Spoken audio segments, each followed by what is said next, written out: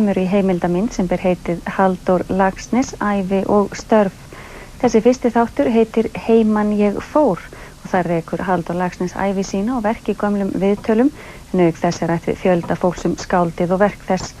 Umsjón hafði Halldór Gunnarsson en upptökum stjórnaði Þorgeir Gunnarsson. Seinni þættirnir tveir vera síðan sýndir á mánudags- og þriðjudagskvöld.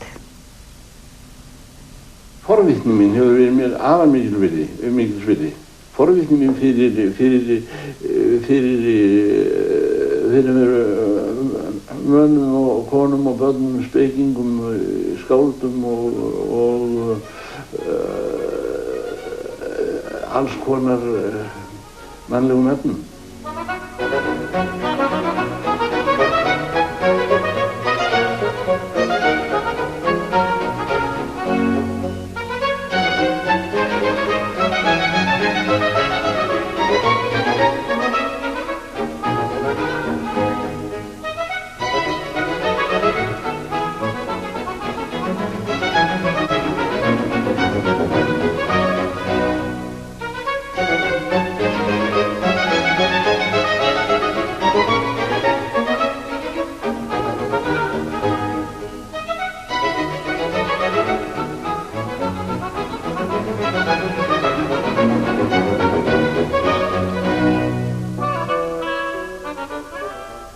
Ég uppalinn í horninu hjá henni ömmu minni sem var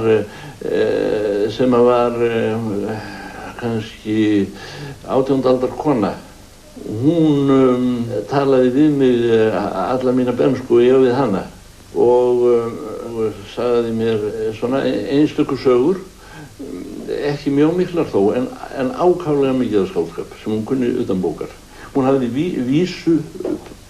vísupart, máltæki eða part úr rímu, kveðskap við hverjum einasta hlut sem fyrirkom í lífinu. Þannig að ég heyrði ekkert annað en litteratúr hjá þessari gamlu konu sem ég sat hjá svona mörg ár. Halldór Laxness rithöfundur nær jafngamall öldinni, fæddur í Reykjavík þann 23. apríl 1902. 30 ára aldri fluttist hann með foreldrum sínum, þeim Guðjóni Helga Helgasyni og Sigríði Halldórsdóttur, að bænum Laxnesi í Mosfellssveit, þar sem hann ólst upp. Ég talaði ekki við annað fólk, ég var einbirni tölur framið þegar ég var 7-8 ára og ég var þetta mikið þroskar og ég fór að tala við nokkurt annað fólk. Ég satt hjá henni og ég talaði stundu við mömmu mína, hún mátti ekki mikið vera að sinna mér en það fór afar vel mig hjá gömlu konu, það þurfti ekki meiri félagsskap heldur en þessi gömlu konu sem kunni svona margar sögur og þótti víst afskaplega vænt mig þó hún lét aldrei á því bera, segði ekkert það. Ein af mínum fyrstu endurminningum þegar sá hópur af tónlistariðkendum sem að spiluð ásamt með föður mínum í hans húsi á Laugaveginum þar sem að ég er fæddur og átti mín fyrstu ár, að ég lá með eyrað við orgeli þar sem það er stíð þegar verið að spila, því mér fannst ég heyra betur músíkina þegar hún kom undan fótunum á mannum sem steig orgelið heldur en ef ég hlustaði á tónana í loftinu. Merkilegasta sagan um Halldóru finnst mér vera sagan á Speglinum. Hann var 13 ára gamall, unglingur, eða barn, ef hann hefur ekkert tíma verið barn á sama hátt og venjulegt fólk. Hann hélt erindi fyrir sveitunga sína um það að það þyrfti að vera spegill á hverjum bæ og það væri nauðsynlegasta tólið á bænum og í honum ættu menn að spegla sig. Og þessu barni tókst að reita sveitunga sína svo til reiði að þeir stóðu upp og gengu út. Og síðan var þetta hans ævistarf að halda uppi speglum af okkur og hugrekkið sem kemur fram í þessu líka, som så ótrúlegt. Som gymnasiast skrev jeg den lille roman Naturbarnet. Jeg pleier at sige om den at den skrev jeg inden jeg blev født. Það ein stutt saga sem ég finnst dæmigerð fyrir Halldór og það engin gamansaga, það bara þegar að sjömeistarasagan var að koma út að þá birtist í Morgunblaðinu útdráttur úr sögunni. Og þar segir frá því þegar að Halldór að sýna föður sínum barn náttúrunnar heima í Laxnesi. Og Guðjón situr upp með nóttina og les handritið. Og morgunin eftir þegar þeir feðgar hittast að þá biður Halldór einhvers konar komment á söguna og Guðjón segir og vísar þá til ljóðs sem í bókinni. Dáið allt án drauma. Og Guðjón segir, ég vissi ekki að þú gætir ort, Dóri minn. Þetta var í prófverkinni, svo kemur bókin út fáeinum dögum síðar og þá þessi setning svona, ég vissi alltaf að þú gætir ort, Dóri minn. Ekki orðið alltaf og þetta finnst mér svo dæmigert fyrir Halldór. Þannig hann að skrifa ævisögu og fólk á von á því að þetta séu sagnfræðilega staðreyndir en Halldór alltaf að skálda. Sumarið 1919 fer Halldór í sína fyrstu utanlandsferð til Kaupmannahafnar, þar sem hann dvelur næsta vetur og kemst í kynni við ýmsa Íslendinga, þeirra meðal Jón Helgason. Fundum þeirra var fyrst saman við höfnina, þar sem landar hittust þegar skip komu frá Íslandi. Ég man ekki hvort við tölumst nokkuð við að þessu sinni, en seinna kynntist ég honum meira. Hann mun þá hafa átt heima við sömu götu eins og ég á Örsteinsveg í Kaupmannahöfn og hafði þar, ef ég man rétt, ákaflega kalt herbergi, illa upphitað og satt þar og skrifaði lón og dón dag og nótt því að honum bráð á að semja sem allra mest. Og einhvern veginn atvikaðist það svo að ég sá eitthvað af þessu, leit á einhver blöð hjá honum. Mig minnir að væri eitthvað til sem hann kallaði Rauða kverið sem ég hafi þá litið á og farið athuga eilítið betur, ég fengi fengið léð heim og að minnsta kosti þá þóttist ég sjá að þarna væri eitthvað nýtt á ferðinni, eitthvað annað en sú loðmulla sem þá var allt fullt af í íslenskri bókagerð. Og þá gerist þau tíðindi að Halldór fær birta smásögu í berlínskri tíðinni í Kaupmannahöfn, fremst á sunnudagssíðu blaðsins og það var ekki hægt á þeim tíma að fá smásögu birta í Danmörku á veglegri stað heldur en þar. Þannig að við tókum mikið eftir þessu. Í annarri utanlandsferð sinni sem Halldór tókst á hendur haustið 1921 dvaldi hann lengst af í Austurríki og Þýskalandi, en sumarið 1922 var hann aftur kominn til Danmerkur og kynntist þar ungri íslenskri stúlku, Málfríði Jónsdóttur, en með henni eignaðist hann dótturina Maríu. Þau kynntist á Rönni í Bornholm. Já, hvað var hún að gera þar? Hún var hjá venslafólki sínu og hún fór með þeim út til Danmerkur. Það var danskur maður, hann var steinhöggvari, hét Júlíus Skóf og hann var að kenna, mér var sagt hann hefur að kenna íslendingum að höggva stein. Og móðir þín var hjá honum? Hún var hjá þeim, já, hann var íslensk konan. Og Halldór, hvaða erindi átti hann á Bornholm? Já, hann var þarna hjá frænku sinni sem hét Sigríður og var Skóf, það var kona þessa manns. Já, það frænkan er ömmu minnar. Þar kynnast þau sem séu út í Danmörku? Já, 1922 og hún er 5 árum eldri en hann? Já, 6 árum eldri. Ég fætt 1923, 10. apríl. María hafði ekki mikið af föður sínum að segja fyrstu æviárin, en dvaldi oft hjá ömmu sinni í Laxnesi. Ég var send þangað 2 ára og var hjá ömmu minni og systrum hans pappa minns. Sigríður Halldórsdóttir, sem hafði þá mist mann sinn fyrir nokkrum árum, reyndist sonardóttur sinni afar vel. Hún var afskaplega hæglát og fáskiptin svona fannst mér en afskaplega traust og góð og ég fann alltaf gæskuna hjá henni í minn garð. Það er nú alveg undarlegt með Halldór hvað hann er jafn góður og manni finnst það nú á köflum bara ekki ganga upp. En ég get auðvitað nefnt nokkur verk eins og til dæmis Undir Helganúk sem er hans önnur skáldsaga Mér finnst hún alveg óhemju bragðdauf.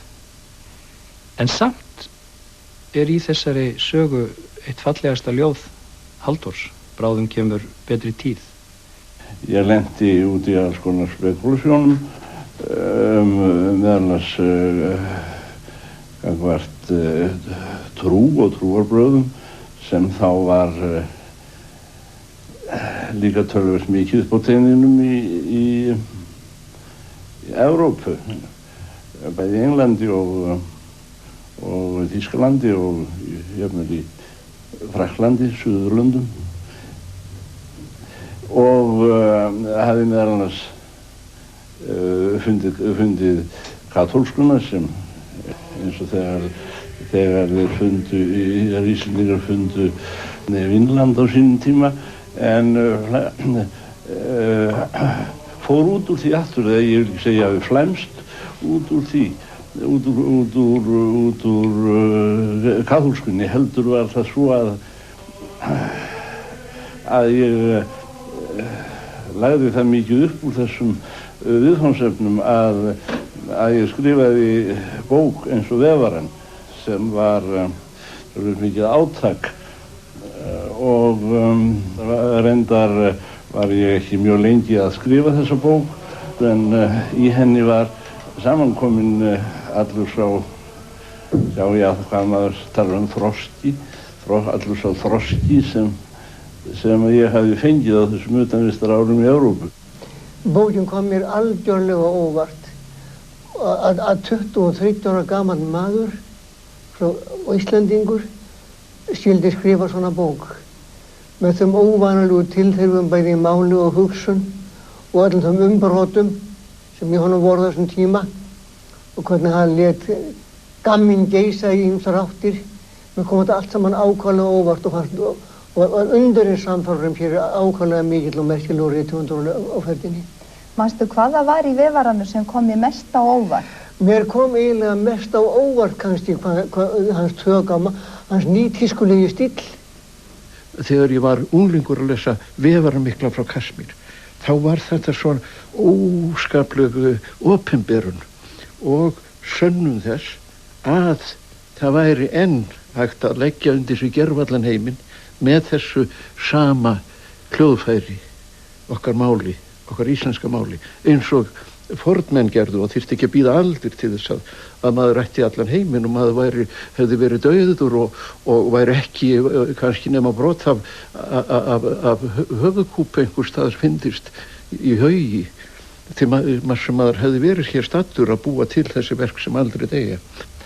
Það þessi ástríða og löngun og sótti til þessi unga mann sem að skrifa og maður auðvitað, þegar maður fyrir að hugsa þetta að Halldór var ungur þegar hann skrifa þetta verk, þá þetta alveg hurðulegt. Það liggur við maður að trúi því að hann skrifa þetta verk á þessum aldri. Svo byrjaði ég á bók Vefarann mikli frá Kasmír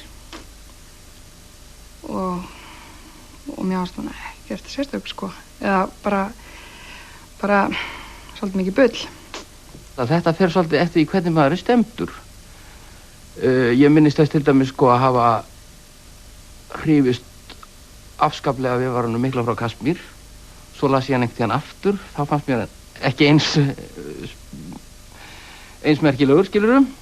Svo las ég hann enn aftur og þá, þannig að þetta svolítið eftir í hvernig, þetta bara eins og alltaf með bókmenntir sko, þær tengja sig á mismunandi hátt við tíman. Það svolítið eftir í hvaða hvaða andrúmslöft í gangi og eftir hverju þú ert sjálfur að leita. Vefarinn kannski fyrsta stóra sprengjan frá Halldóri, en þrátt fyrir það, þegar allt kemur til alls, þá Vefarinn frá Kasmír ekki nema borgaralegt stofudrama og samkvæmt því hann kannski særði svona viðkvæmar sálir eins og Guðmund Finnbogason og svona fínt fölni menn í reykvískri borgarastjætt þeirra daga, en ég held ekki að áhrif hennar hafi farið neitt óskaplega mikið út fyrir það þá. En þegar ég var búinn að skrifa Vefarann þá var ég búinn að kasta af mér þungu fargi sem að hafi legið á mér og einhvern veginn eftir að vera búin með þessa bók þá fannst mér ég alveg vera laus við kristindóm. Og það var það sem hafði í rauninni gerst. Ég var búin að fá nóg á hann og meira að segja svo mikið fullsattur af þessum spekulasjónum eftir stríðsárana fyrri að ég eiginlega gæti ekki hugsað mér að halda áfram í þá átt og hefði satt að segja skrifa frá mér kristindóminn alveg gersamlega svoleiðis að ég hafði eiginlega bara ógeð á öllu sem snerti kristindóm eftir þetta langt skeið og það eina sem ég gat gert til þess að rétta mig af það var að fara í allt annað umhverfi þar sem ég hefði alveg losað mig við þetta drasl allt saman. Ég lendi í Los Angeles, Hollywood og var þar viðloðandi í 2 ár og þar var náttúrulega ómögulegt að komast hjá því að blanda geði við kvikmyndaheiminn og Salka Valka til dæmis. Hún upphaflega skrifuð sem filmhandrit og það komst mér að segja svo langt að sterkir kraftar í Hollywood höfðu áhuga og voru farnir að semja áætlun upptöku á þessu litla filmsandriti mínu sem ég hafði afhent hjá Metro-Goldwyn-Mayer.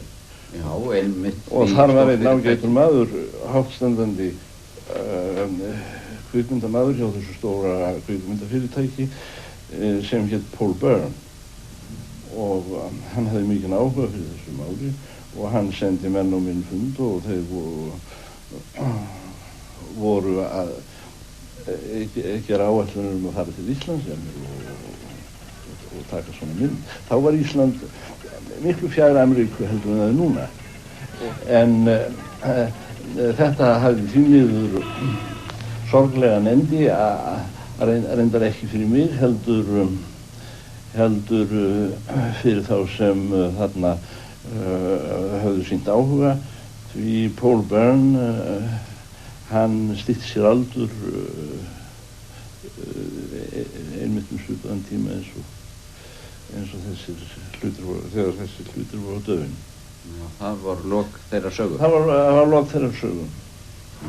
Þegar vestur kom þá var náttúrulega svo mikill nýr heimur þar fyrir mig sem að ég var alveg á valdi þeirra nýju áhrifa, þeirra áhrifa sem að þá bárust að mér úr alveg gersamlega óskyldu mannlegu umhverfi og náttúrulega var ég ekki tilbúin til þess strax ég kom vestur að taka upp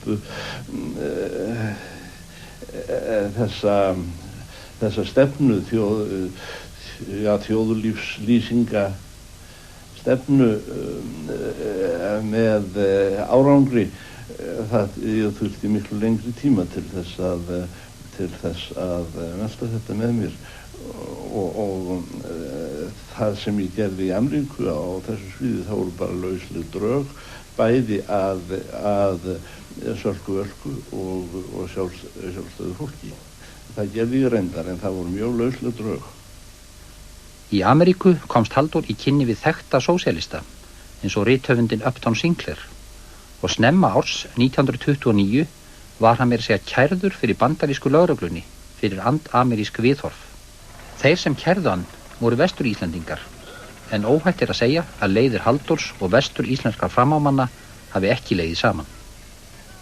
Samningur sá að trúardeilurnar héldu upp í þessu vestur-íslenska þjóðerni og það var nú kannski lán fyrir þá að þeir höfðu mismunandi skoðanir á lúterstrú og gátu virkilega haldið upp í þjóðlífi hjá sér í Kanada á rifrildi lúterstrú, en ég hafði ekki nokkurn áhuga fyrir þessu og leitist þetta allt saman. Þar leiðandi átti ég ekki samleið. Sko, Ameríka gerði mig að sósíalista, og hver maður með fullu viti sem kemur til Ameríku, hann veit ekki fyrir hann var orðinn sósíalisti. Það er svo einkennilegt. Svo hann myndi aldrei þetta í hug heima í sínu eigin landi. Hann kom þarna heim rétt fyrir jól 1929 og þá giftust þau vorið, 1. maí vorið giftust þau móðir mín og hann, Ingibjörg Einarsdóttir, dóttir Einars Arnórssonar, prófessors og hæstaréttardómara, og Sigríðar Þórðarsdóttir, kona hans, og þau hafðu nú átt í bréfaskriftum allan þann tíma sem hann var í Ameríku, en þau sem sagt gengu þarna í hjónaband og bjuggu saman í 10 ár og þau ferðuðust saman heiminn talsvert, fóru bæði á rithöfundaþing í Argentínu á sínum tíma og hún ferðaðist með honum til Sovétríkjanna og svo víðar Evrópu og var honum til aðstoðar í sambandi við að velrita og skrifa bækur eins og gengur. Fallegasta sagan sem að ég kann Halldór er þegar hann var 22 ára gamall og lá við í tjaldi á Þingvöllum og var að skrifa, og þangað kom 16 ára ungmær úr Reykjavík og hitti þennan fræga mann á völlunum. Hún var í Valhöllu með vinkonum sínum og henni var starsýnt á hann og eitthvað hefur hann séð loga í tillit hennar, því hann gekk til hennar og sagði: vildi þér gera svo vel, fröken, og kveika í sígarettinu minni með augunum. Halldór kom heim frá Ameríku í desember 1929 og mánuði áður kom út á Íslandi ritgerðasafn hans, Alþýðubókin, þar sem ekkert fór á milli mála sósíalísk viðhorf höfundarins. Alþýðubókin skrifaði ég nú samt strákur í suður í Los Angeles, það var nú staðurinn heldur til velja sér að skrifum það sem allt saman með sveitamenninguna, og hann var á lágu stíi og eitthvað svoleiðis, og reyna að hressa upp, svo hún skrifaði upphressandi stíl svona. Hún hafði mikil áhrif á mig, ekki bara pólitíkin, heldur kannski ekki síður ritgerðin Jónas Hallgrímsson sem að opnaði mér kannski svona svolítið nýja sýn.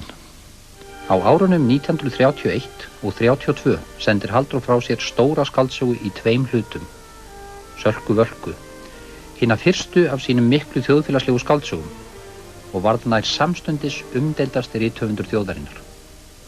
Í Sölku þá stendur hann, er hann kominn út úr borgarastofunni niður í fjöru, niður á plan, niður í saltfiski, og líka sko það er margar líkingar sem hann tekur, og hann gengur markvist fram að mönnum og ögrar af miklu rauninni róttækari hætti heldur en í vefaranum. Og svo ögrar hann náttúrulega kannski ekki síður hvað ég maður segja, kristilegu siðferði, kristilegum viðhorfum og hefðbundnum, þegar hann lætur Sveinbjörgu, konu Magnúsar Manga bókaminn, hann hafi verið kallaður, 5 barna móður, lætur hann að segja við Sölku: hvað er það fyrir barnlausan mann að hanga á krossi 1 dag og vita þar að ekki hann deyr fyrir gott málefni? Setningar af þessu tagi, þær voru miklu róttækari og meira stuðandi þá fyrir 65 árum heldur en það er í dag. Og sko, fólk hataði nú þessari bók. Sum leist mjög vel á bókina og voru vinir þessari bókar Sölku Völku, aðrir voru algjörlega á mótinni, og þetta þótti ekki mjög uppbyggileg bók þegar hún kom út fyrst. Hún þótti vera á margan hátt ósæmileg og væri verið að tala illa fátækt fólk. Frumglæðin af þessu voru öll raunveruleg og ég hefði séð þessa hluti með eigin augum og látið töfrast af þeim til skáldsagnarsmíða en ekki til það sem að maður myndi kalla vandamáli romantisering, ekki því skyni heldur sem ekki því skyni að búa til úr í skáldagvillur, heldur með alveg krítískri afstöðu. Ég ferðaðist mikið landið og ég hafði alltaf sérstaklega ánægju að því að finna eitthvað sem var virkilega þjóðfélagslega dramatískt og geti notað sem táknmál fyrir einhverja þá hluti sem að skiptu verulega máli í heiminum og þar að leiðandi voru þessar bækur mínu það ákvæmlega fullar af krítískri afstöðu, fullar af gagnrýni. En þarna kemur inn að ég var líka þegar ég verið í Ameríku þá var þessi stefna afskaplega sterk í Ameríku. Það var sósíali rómanin og ég náttúrulega drakk í mig allt það þýðingarmikla sem búið var að skrifa í skáldsögu formi þessi efni þar vestra. Þar var sósíala skáldsagan virkilega í hásæti margra áratuga skeið og óhemju stórir meistarar sem maður gat lært mikið af og þegar maður fór að bera saman þó að vera miklu smærri staðhættir hér heima þá var það í rauninu verið sama munstrið. Það var bara minna sig hér heima heldur en í þeirra stóru og tröllvöxnu staðháttum og umhverfi þar. Ég skil bara ekki hvað getur verið að vilja enga. Maður hnígur til síns uppruna. Það hefur aldrei verið til í hjarta Steinþór. Sigurlína, og ég segi við því orðið í einlægni. Eitt get ég aldrei að eilífu þolað. Og það þeir fjötrar sem einhver leggur á mig. Annar en ég sjálfur. Mér finnst eitthvað allt saman komið í Sölku Völku. Öll snildin þar og hún eitthvað svo ný og tær. Snildin þar, sko. En ef ég að tala þessi svona stóru skaldverkans, þá neita ég því ekki að það fer stundum í taugarnar á mér þegar ég sé hann til dæmis kynntan í erlendum uppflettirritum eða maður sé svona bæklinga frá bókaforlögum sem að gefa hann út þar sem til sem hans frægustu verk Salka Valka og Atómstöðin vegna þess að þessar tvær bækur finnst mér langsýstar af skaldverkunum hans. Hún hefur ýmist verið kölluð síðasta æskuverkið hans eða fyrsta verkan sem fullþroska höfundar og ég held að það sé akkurat þessi togstreita sem gerir hann svo spennandi. Það ef maður lítur á persónusköpun eða byggingu, þá það verk fullþroska höfundar, en það einhver óöguð ástríða í stílnum sem gerir hana svo óvenjulega, svo ögrandi. Ég held að við haft mest áhrif með Salka Valka og þá að því hún svo sterk kona og mér þótti ég var bara stelpa þegar ég las hana og ég skildi nú ekkert í því hvernig kall færi að þessu að lýsa svona vel konu og ég man ekkert eftir að hafa lesið mikið betri kvenlýsingar en þar. En sem að fyrir að hugsa það þá náttúrulega elstan frá þenni barn mikið upp innan konur. Það móðurinn og það amman og það vinnukonan og það litlusýstunar og konur svona, hann átti vinkonur alltaf hann pabbi sem fullorðinn maður, bara við vinkonur. Ég var aldrei vörfið á með þætti eitthvað síðra að sitja með konu, heldur en með kallmanni. Ég held að það hafi verið svo furðulega seint sem ég áttaði mig á því að Salka var verk eftir karlmann. Með þessi ungan karlmann, hann var ekki nema 29 ára þegar að fyrra bindið kom út og setna bindið kom út á 30-afmælinu hans. En hann náttúrulega gengur inn í hvern sál svo furðu léttilega og auðvitað átt að maður segja á því svo að Salka líka hann sjálfur.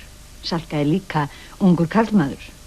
Ég held að mér hafi þótt vænst setninguna sem í Sölku-Völku og að því svo sann það er svo erfitt að vera manneskja, Salka mín.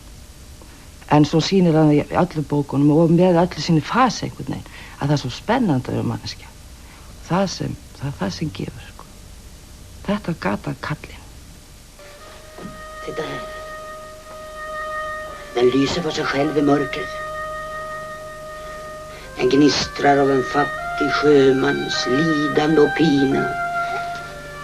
Någon slavare som eldare på utrikiska hav. En ringa lön.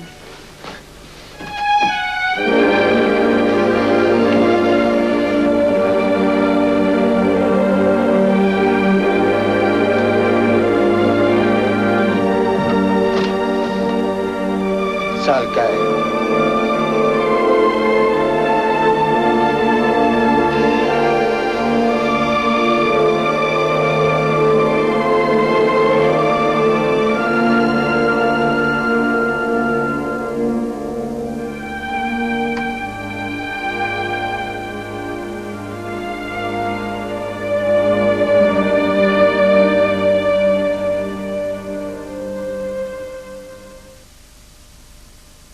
Að tilhlutan Jónasar frá Hriflu var Salka Valka gefin út af hinum ríkisrekna menningarsjóði og virtist foringi framsóknarmanna telja að þeir Halldór ættu pólitíska samleið.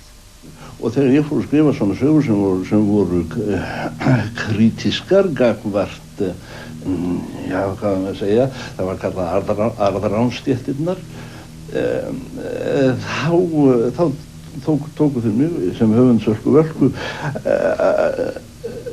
eins og ég væri þeirra stuðningsmaður og þeirra skáld.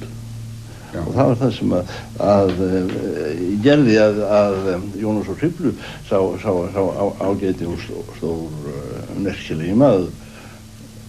Hann fann þetta og hann fékk því ráðið að Salka Valka var gefin út af þessu forlagi sem hann hefði stofnað.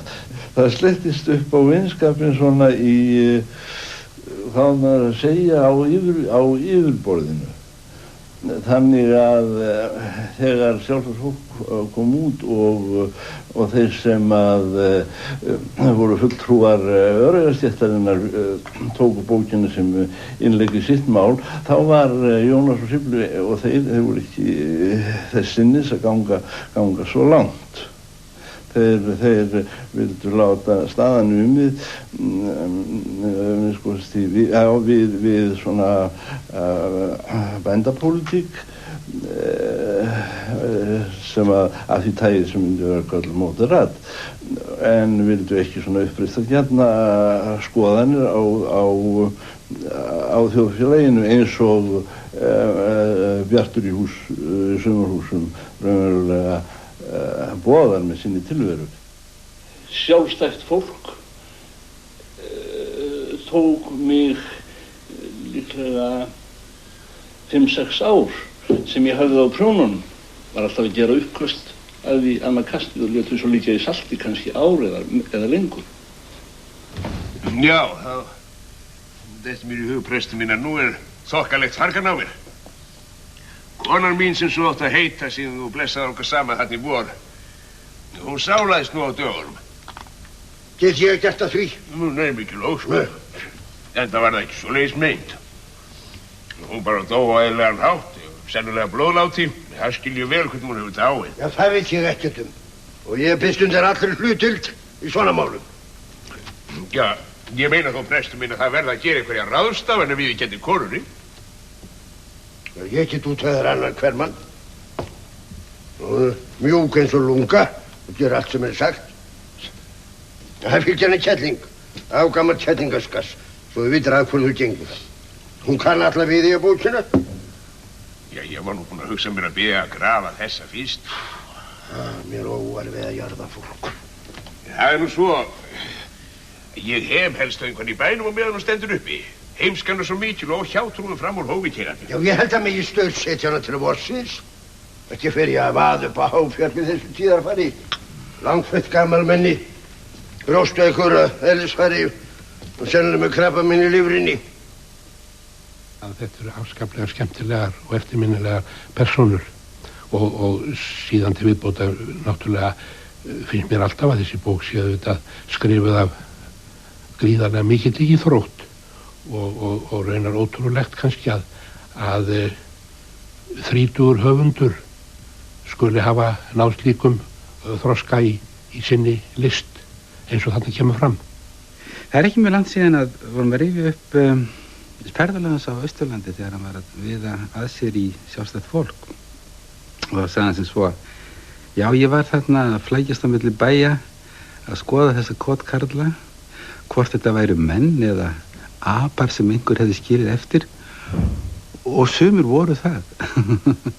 My favorite, far and away, I guess I'd have to say, although I like quite a few, is Independent People, which I've lost track. I've read it either 6 or 7 or 8 times, I'm not sure.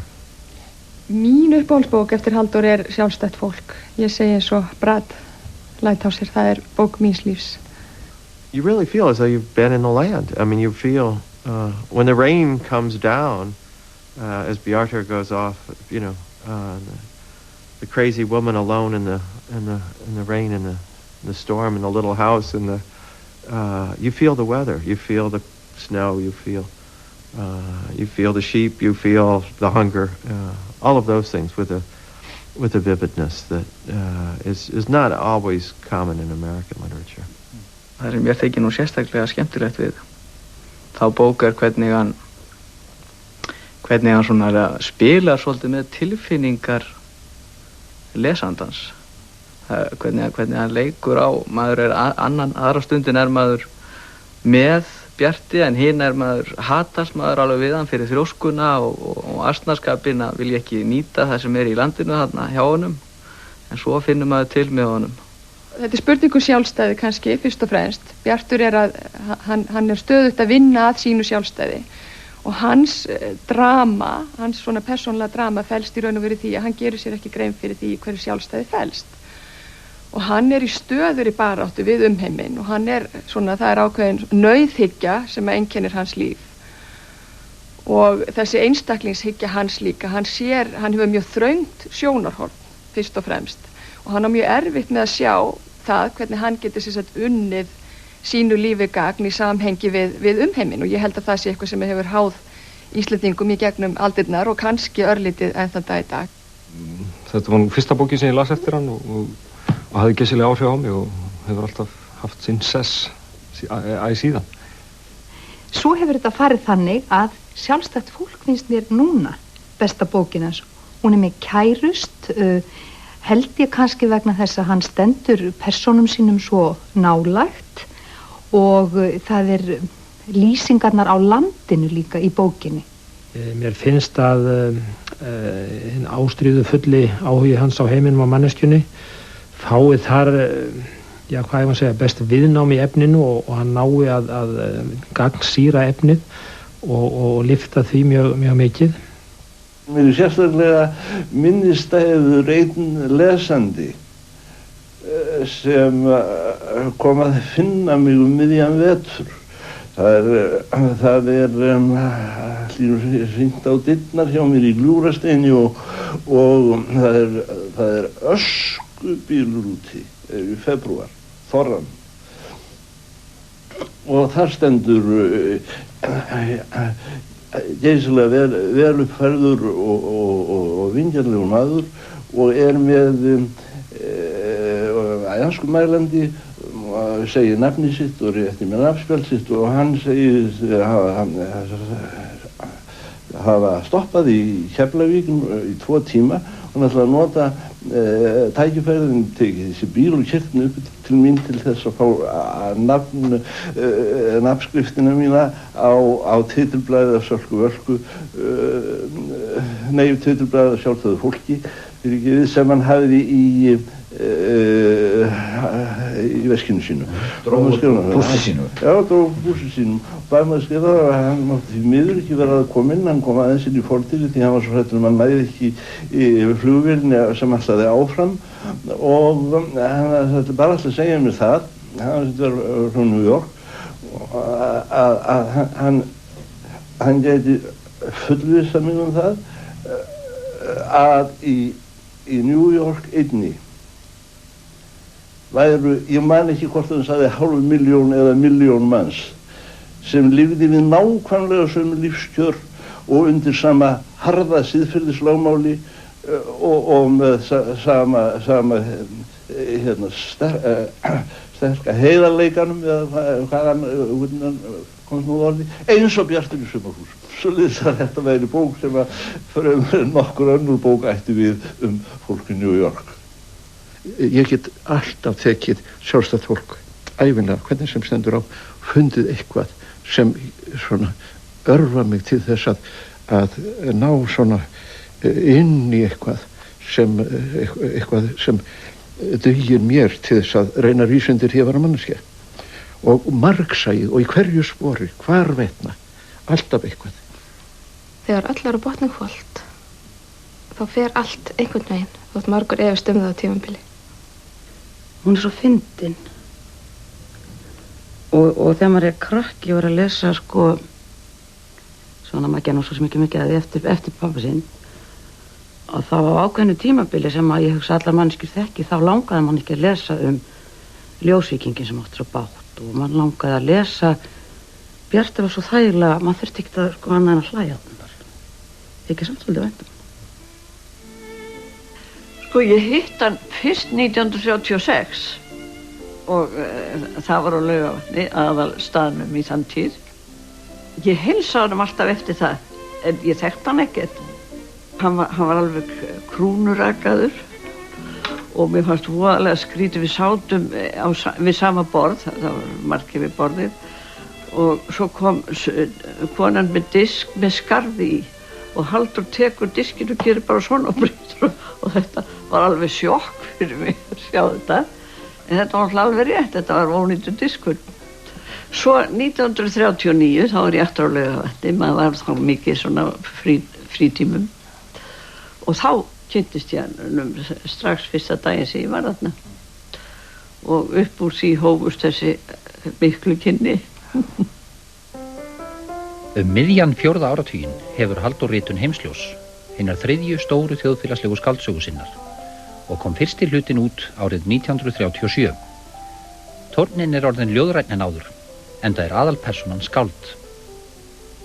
Líneik, veit ég, langt af öðrum bera.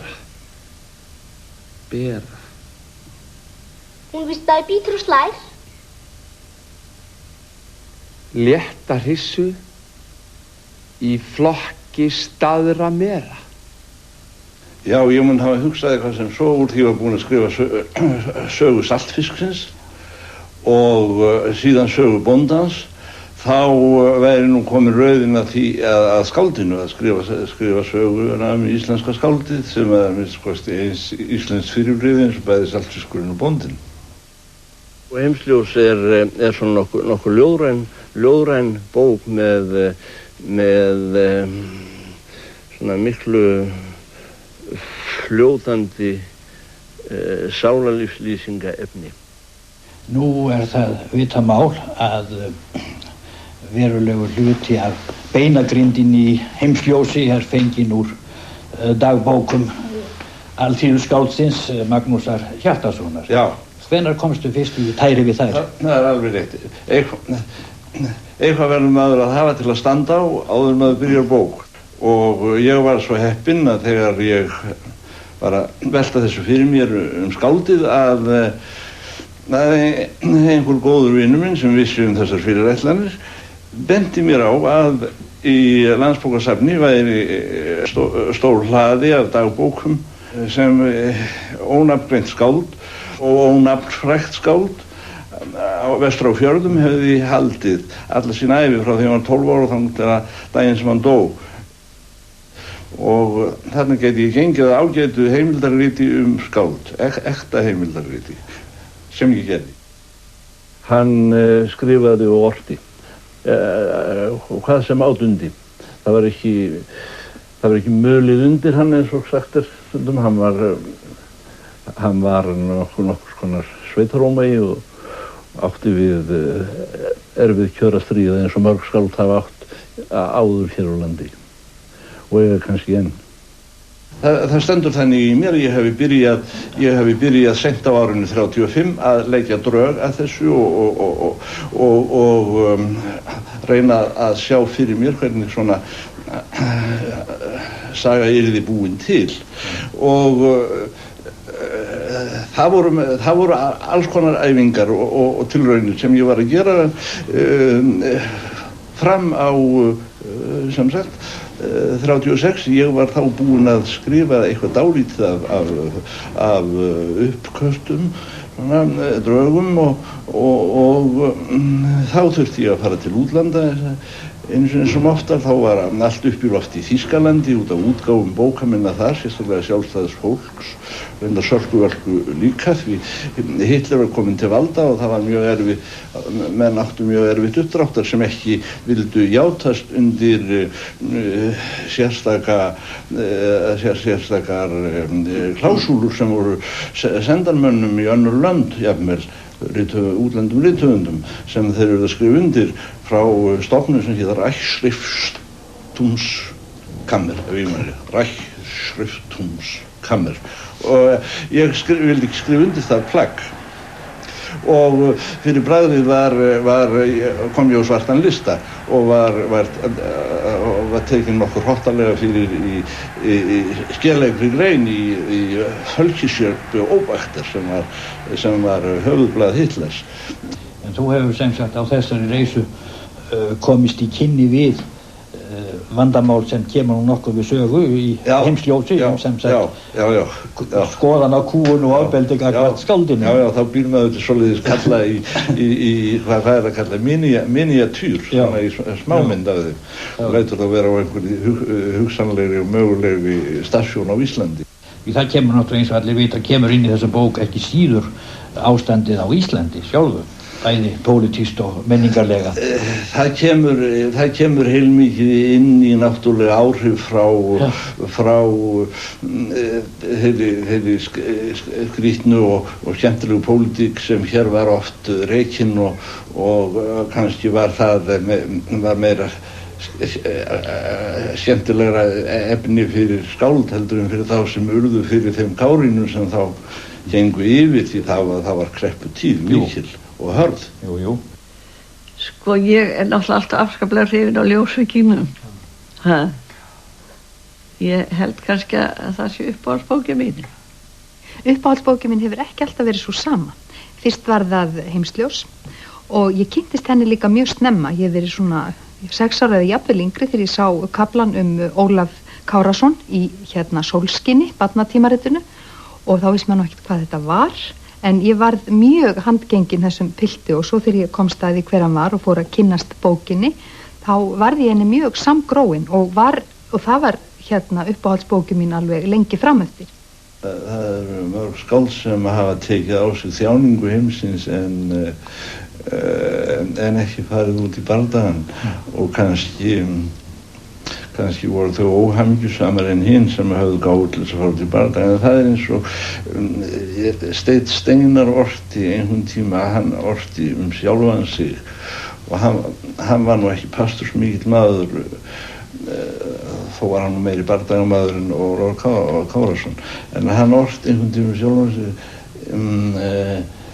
þín vissna hönd sem vann þér ei til matar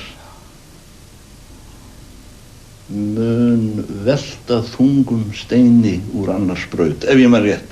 Ég er ekki alveg klár á því, en það var einhvern veginn svona. Þetta er nokkuð einkennandi fyrir þessa menn. En ég held að svona besta bókin hans held ég og sem að svona sú sem situr helst í manni er Heimsljós.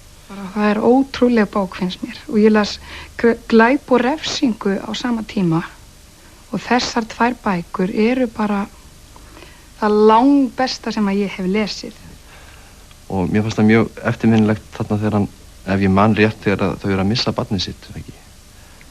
Hvað það verður ofsalega átakanlegt og en svo allt í einu það bara búið og það situr svona eftir í manni en það fer aldrei yfir strikið og hann gerir það aldrei semst í nokkurri bók held ég. En svo líka oft svona þetta brjálaði í honum sem svo einhvern veginn svona áreynslulaust og tilgerðarlaust eins og með Pétur Three Horses þegar hann er staddur á miðilsfundi að mér minnir og það kom einhver dáin börn fram og þegar hann svona fórnar höndum og fer að kalla á fleiri dáin börn. Það er eitthvað eftirminnilegasta atriði sem ég man úr íslenskri skáldsögu eða skáldsögu yfirleitt. Ég held að ef ég ætti að velja eina bók þá myndi ég velja Heimsljós, söguna af Ólafi Kárasyni. Ég held mest upp á Fjögur himminsins, síðustu bókin í Heimsljósi og það eru mjög persónlegar ástæður fyrir því. Ég las hana ég ætli að ekki verið 16-17 ára og var að lesa hana bjarta vornótt og var svo hrifinn að ég dreif mig í föt og labbaði niður í bæ þar sem að kærasta mín bjó og klifraði þar på svalir og las sem sagt bókin aftur fyrir hana því að þarna fannst mér ég hafa fundið þann besta skáldskap sem hægt var að finna. Lokabindið í Heimsljósi, mér finnst margt furðuveikt í því en samt eru í þessu bindi þessar fallegu sonnettur, þessi fallega sonnetta þótt form þín hjúpi graflín. Þar rissar hann upp litla aukapersóna með einungis einu tilsvari. Hann gerir þetta oft í bókunum sín með litlu karikatúrana. Lætur að hafa eitt svona bjánalegt tilsvar sem þeir svona eru sífellt að segja tíma og einhvern þó í ótíma. Og þar þegar að Ólafur Kárason er komin í fangelsi fyrir kynferðisafbrot. Þar smáþjófur einn og hann alltaf að segja mikið helviti stjöfull maður ha.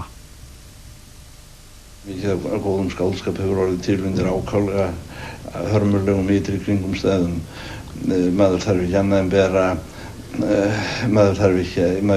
það er óþarfi að nefna nöfn.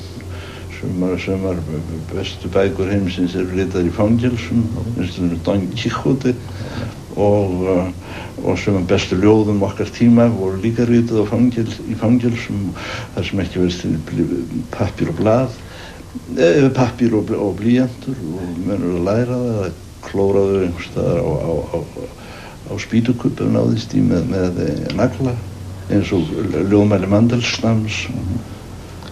Svo Ólafur Kárason á sér ennþá þjóningabræður. Ég hygg það. Ef maður tekur persónu eins og Ólafur Kárason sem er nú öllum mjög hugstæða þá til dæmis skynja ég hann ekki einhvern veginn sem einhverja eina mannesku heldur sem hálfgerð svona mannkinn og marga og það er þannig dálítið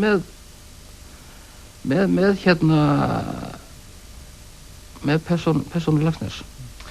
Já sko, mér kannski þykir svona vænt hana því að ég þekki svo mikið af sjálfum mér í honum og ég held að hversu harðir sem menn virðast í horn að taka að öðru leyti þá séður kannski þeim mér í liðleskjurinn við beinið og ég held að afskaplega margir geti eigi einhvern svona lítinn Ólafur Kárason innan með sér. Heima hjá mér hefur alltaf verið talað 111. meðferð á hinu og þessu sem vísun í Ólaf Kárason og hans biblíulærdóm. Hefði Ólafur Kárason orðið viðurkennt skáld í dag? Það er mjög erfitt að segja. En hann var skáld og ekkert annað. En það er kannski ekki alveg mælikvarði á skáld hvort þeir fá viðurkenningu ekki. Það var mörg góð skáld verið til og ekki fengið neina viðurkenningu. Aldrei. Kannski ekki fyrir löngu eftir þeir voru horfnir. Við erum núna komnir inn í allt annað hugmyndasvæði heldur en þá var líkjandi. Þessi sósíali Róman, hann er eiginlega búinn með heimsstyrjöldinni síðari. Já, þá verða þáttaskil. Já, þá verða þáttaskil. Og Og það sama gerist hér í þeim skilningi að þessi öreigadómur mikli sem hér var sveita fátækt kaupstaðanna, hún var mikill og ömurlegur raunveruleiki, en þegar styrjöldin hefst hér, þegar styrjöldin hefst í heiminum, önnur heimsstyrjöldin, þá breytist allt hér. Alveg eins og allt breytist í raunverulegu í Ameríku. Á 4. áratugnum hefur Halldór mikil afskipti á stjórnmálum og á lengstum samleið með kommunistum, þótt hann hafi ekki gengið í flokk þeirra fyrir en sósíalistaflokkunum var stofnaður undir lok þessa tíma. Ég var að minnsta kosti aldrei álitinn góður sósíalisti af sósíalistum. Ég var álitinn óréttrúaður og varasamur og ótryggur. En fólk sem ekki var sósíalistar, það skildi mig einhvern veginn og fannst ég vera bara aðalsósíalistinn og ekki sósíalistinn. Sem sé leiðtogar sósíalista báðu Halldór að lesa upp fyrir sig og hann spurði eitthvað á þá leið hvers vegna honum hlýtist á heiður að lesa upp fyrir þá. Þá sögðu leiðtogarnir það sem sé trekkir að fólk, það kemur fólk ef við höfum þig. Og þá sagði hann eitthvað á þá leið að af hverju hafið þá ekki bara samband við feitustu konur landsins. Hann var barn síns tíma í kommunismanu því það voru allir hugsandi menn, meir og minna sósíalistar, er það ekki rétt? Þeir sem að tekið var mark á. En þar burt séð frá því að það var afskaplega margt sem að Halldór sagði sem gat stuða voðalega mikið fyrst en var svo rétt. Og hann hafði einhverja gáfur sem að kannski Helga systras hafði svolítið svoleiðis sem að er voðalega óvenjulegt og ég þekki engan, sko, hann sá yfir eitthvað sem að aðri tóku ekki eftir, oft fannst mér. Maður sem kemur úr þessu sér þetta gamla sveita þjóðfélag íslenska að vill fara að berjast fyrir rétti alþýðunnar og hins vinnandi manns og verður þá til þess að leita til svona nýra kenninga sem að hafa gagntekið hann eins og vildi nú verða stundum með hann var gagntekinn af þeim kenningum sem hann aðhyllist og síðan sér hann þarna ríkið í austri sem mikla framtíð og það sem koma skal og það minnkar náttúrulega ekki við fasisman. Þegar fasismi veður upp í heiminum þá verður það til þess að efla hann í baráttunni fyrir þessu svo kallaði verklýsríki en sem að fór svo eins og allir vitað að reyndist ekki eins og átt að vera og varðu auðvitað hefur alveg áriðanlega orðið gríðarlegt áfall fyrir hann eins og marga aðra. Já, við vorum sviknir. Annað mál er það að á þeim tímum sem við vorum svona þjóðfélagslega sinnaðir sem kallað var og höfðum pólitískan áhuga rithöfundar víða um heim, sterkan pólitískan áhuga þá voru aðrir tímar en nú. Það voru tímar þegar sósíalismi hafði til dæmis verið skilgreindur og við héldum og við vonuðum að væri verið að framkvæma á sérstökum svæðum heimsins. Já. Viðhorfin hafa breyst töluvert mikið einmitt við það, meðal annars við það að við uppgötvuðum að við höfum verið sviknir sérstaklega með tilliti til Sovétríkjanna undir stalinismann. Við vorum leyndir faktist öllum annmörkum og ágöllum og ávirðingum sem fólust í þessu kerfi. og heiminum var lendur því og meira að segja menn í þessu landi og rithöfundar í þessu landi, þeir voru lendur því. Þetta var mjög öflugt og sjálfur sér samkvæmt kerfi sem hafði mjög sterkar lögreglu og mjög sterkar refsingar og það var orsökin til þess til dæmis að jafnvel maður eins og Pasternak hann hafði ekki hugmyndum hve langt hafði verið gengið á hans dögum einmitt í því að bæla niður frjálsa hugsun og þröngva kosti hugsandi mann í landinu. Hann vissi það ekki einu sinni til menn sem bjuggu í Rússlandi vissu þetta. Nei. Þegar við uppgötuðum þetta, sem við uppgötuðum fyrst þegar Khrushchev hélt sína ræðu, þá svipti það blæjunni frá augum okkar á tiltölulega skömmum tíma. Ræða Khrushchevs var Halldóri þeimur meira áfall sem hann hafði skrifað 2 bækur til varnar Sovétríkjunum, Í Austruvegi og Gerska ævintýrið.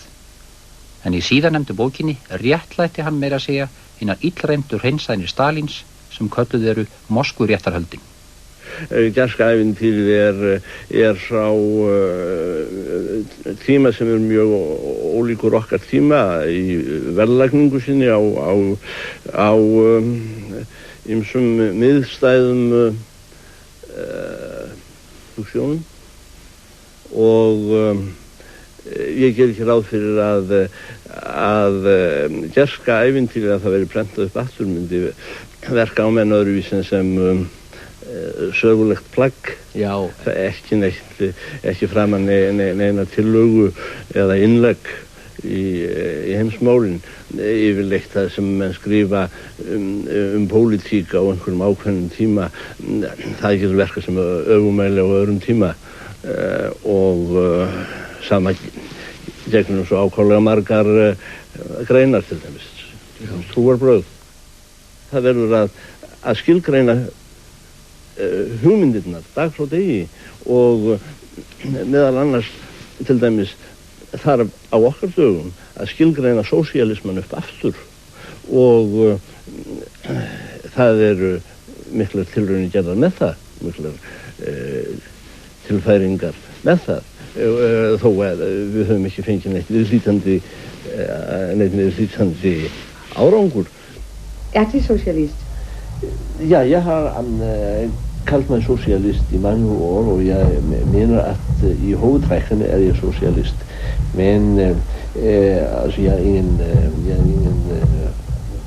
partimand, det vil sige, jeg hører til det socialistiske parti her på Island, som temmelig uaktiv medlem.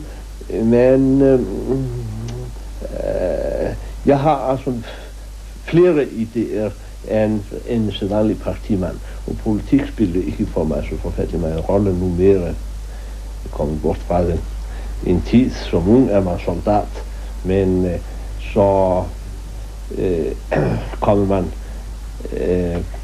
på lidt andre tanker senere. Det soldatervirksomheden, den udligner sig, og man bliver mere i balance. Man har ikke lyst til at stå på fronten hele tiden. Men i mine sympatier er jeg altid socialistisk. Ja, ich habe alle sozialen Ideen gehabt. Also alles, was Sie aufzählen, würde ich sagen, ja, das habe ich auch mitgemacht. Ja. Auch Religion. Sie waren Katholik. Ja. Dann sind Sie Sozialist geworden in den USA. Und dann haben Sie sich für den Kommunismus in der Sowjetunion interessiert? Ja, alle diese Sachen spielen nur eine Rolle als Zeichen auf dem Leinwand. Aber ich brauche es für meinen Stoff, für meinen Romanstoff. Það stundum komið upp á að við höfum ekki gert nógu mikið upp við Halldór Laxness.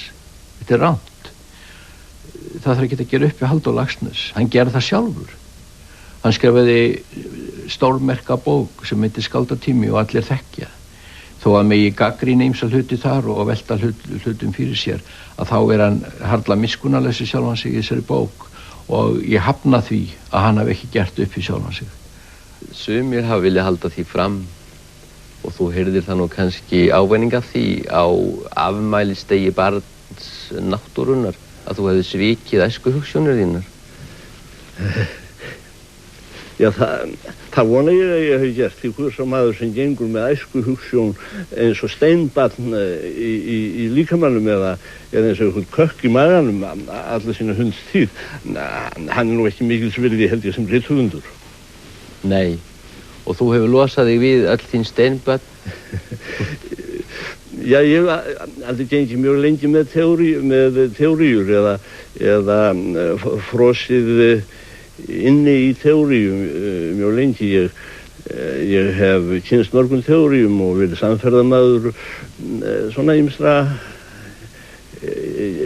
kenninga og kennimanna, þar að segja þeirra sem boða kenningar á tímabili og svo breytist heimurinn og teóríurnar breytast og menninir breytast, öll viðhorf breytast og ef maður ekki fylgir með breytilegum heimi og heldur sinni hugsun í stöðugri endurskoðun meðan maður lifir, þá maður ekki mikils vilja með skoðst sem rithöfundur.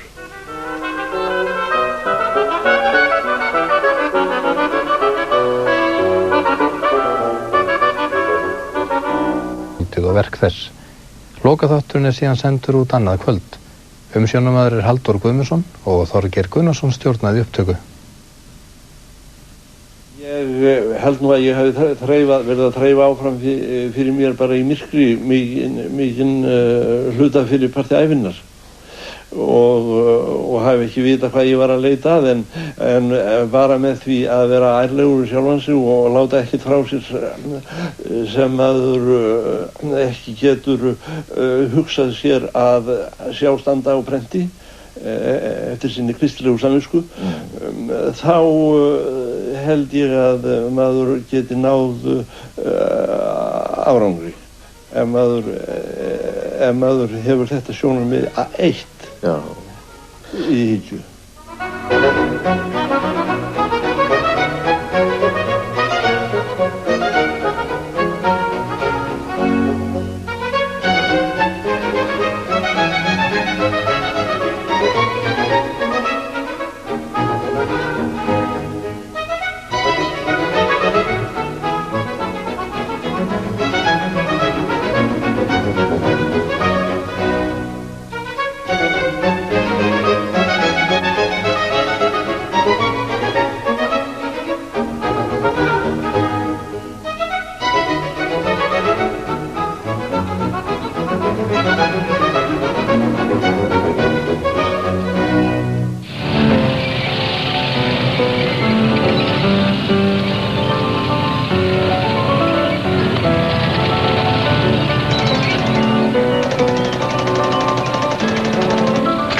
Svo kemur stríðið og hér breytist allt á einn nóttu, svo að segja, á þeirri nóttu sem að hér stígu herir á land, gráður fyrir vopnum og gerðu Íslanda herstöð sem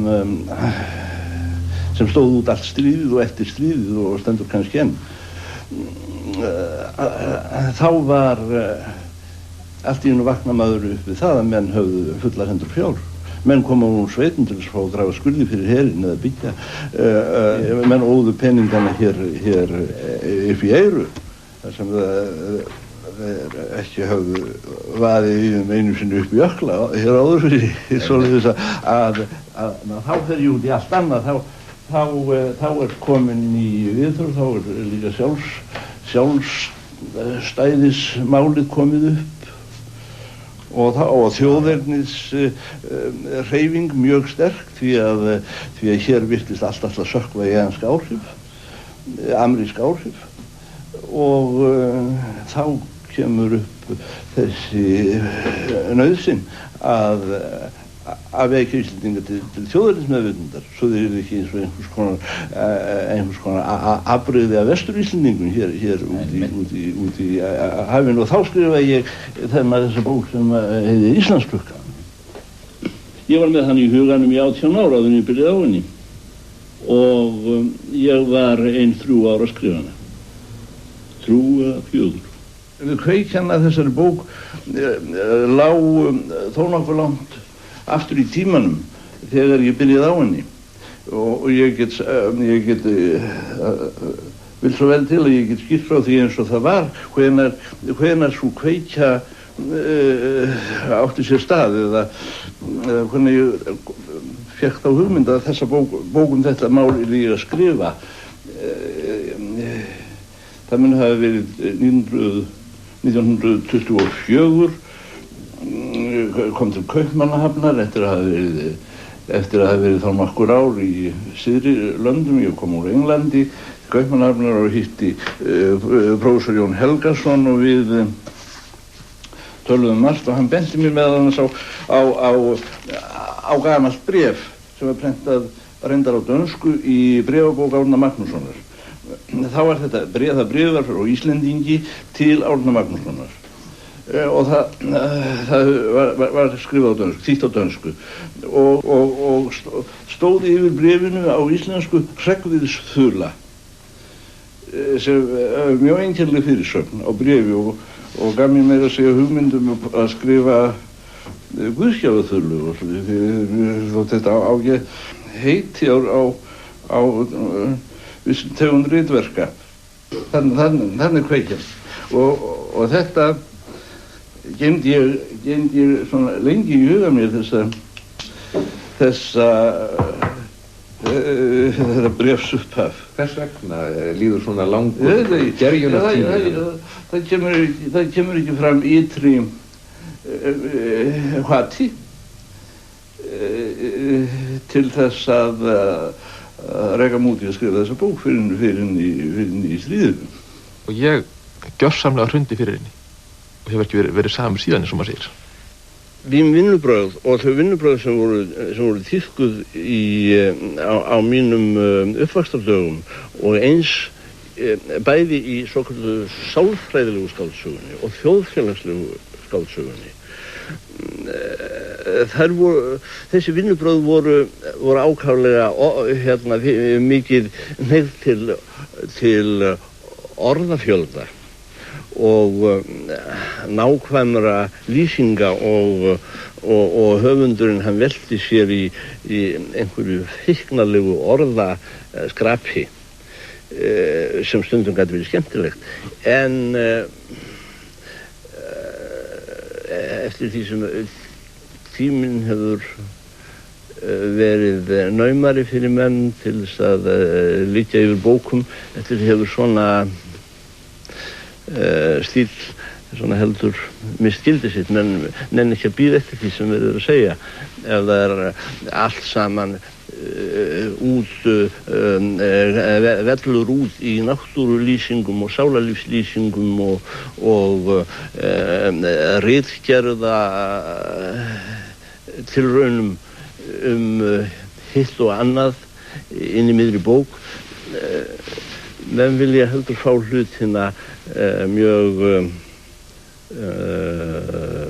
nákvæmt, konsíst og þegar ég skrifaði í Íslandsklukkuna þá var ég komin á þessa skoðun ég vildi strika út og kannski ég leit á mínar gamlu bækur og ég sá hér að var þetta strik út heilar blaðsíður hér var þetta strik út aðra hverju setningu og svo framvegis og vegna þess að það var eiginlega fólk sem ekki kom málinu við þó kannski fólk sem hafði lítið að gera hefði ánægju að dunda við að lesa það Íslandsklukkan dregin mikið saman í forminu og ég vona að það hef ekki orðið til þess til dæmis að persónur mínar í Íslandsklukkunni séu lakar útskýrðar heldur en í þeim bókum sem höfðu mikið orðlag glam. Þá svona finnst mér eiginlega okkar to be or not to be það þegar Jón Hreggviðsson segir hvenær drepur maður mann og svo ræða öll. Ég heyri sagt að þú hefur drepið mann, Jón Hreggviðsson. Er það rétt? Hef ég drepið mann? Eða hef ég ekki drepið mann? Hver hefur drepið mann og hver hefur ekki drepið mann? Hvenær drepur maður mann og hvenær drepur maður ekki mann? Það í helvít sem ég draf hann. Og þú? Og þegar að hér árið, eða fyrir rúmum 20 árum, 1976, voru gerðir þættir, að þá bauð séra Emil Björnsson, dagskrárstjóri, fréttastjóri, mér að ræða við skáldið eina bók og ég var ákaflega fljótur að ákveða mig og við ræddum Íslandsflukkuna og það með eftirminnilegri þáttum sem að ég átti aðild að og ég mun því held ég seint gleyma. Ef við snúum okkur svo lítið aftur að því sem við byrjuðum á Íslandsklukkunni sjálfri, þetta hefur nú borist svona vítt og breytt hjá okkur, en síðan verður hún að leikriti. Já, þegar Þjóðleikhúsið var sett á stofn þá hafði verið heldur dauft yfir leikritagerð hér langt skeið og þeir höfðu ekki mikið af frambærilegu íslensku efni til að setja á leikskrána fyrsta kvöldið. Þeir báðu mig að gera leikrit úr Íslandsklukkunni sem ég gerði í samvinnu við Lárus Pálsson. Það var allt of langt. Það vandinn með að gera rómani að leikriti. Maður veit aldrei hvað á að vera með okkur á að sleppa á. En ég held að ég haldi nú mest upp á Íslandsklukkuna samt af hans verkum. En hún býður vonandi kvikmyndunar allengi enn. Þegar við þurfum að fá aftur svona sjálfstæðisvakningu þá þurfum við náttúrulega kvikmynd Íslandsklukkuna. Það stórbrotið og flott verk. Þó að leikgerðin hafi náttúrulega maður kvaldist undir þessu þegar maður var neyddur í leikhús í Barnaskóla. En eins og las ég þetta seinna mér og það náttúrulega líkur stórkostlegt verk þar. Síðan fór Íslandsklukkan að höfða meira til mín og það getur verið að það sé þessi kaldi glæsileiki sem í Íslandsklukkunni. Hún kannski einna fullkomnust í forminu af bókum Halldórs. Svo náttúrulega lýsingarnar á Jóni Hreggviðssyni sérstaklega og Snæfríði Íslandssól. Þetta óborganlegt. Jón Hreggviðsson, hann töffari, hann karl í krafinu, kjarnistur og mikill orðhákur, hlær þegar hann hittur og þar fram eftir göttunum. En hann líka æðrulaus og kannski má segja að hann sé þrautsegja þjóðarinnar bara holdi klætt og hann hefur kennt mér að vera ekki alltaf að kvarta og kveina yfir öllum hlutum.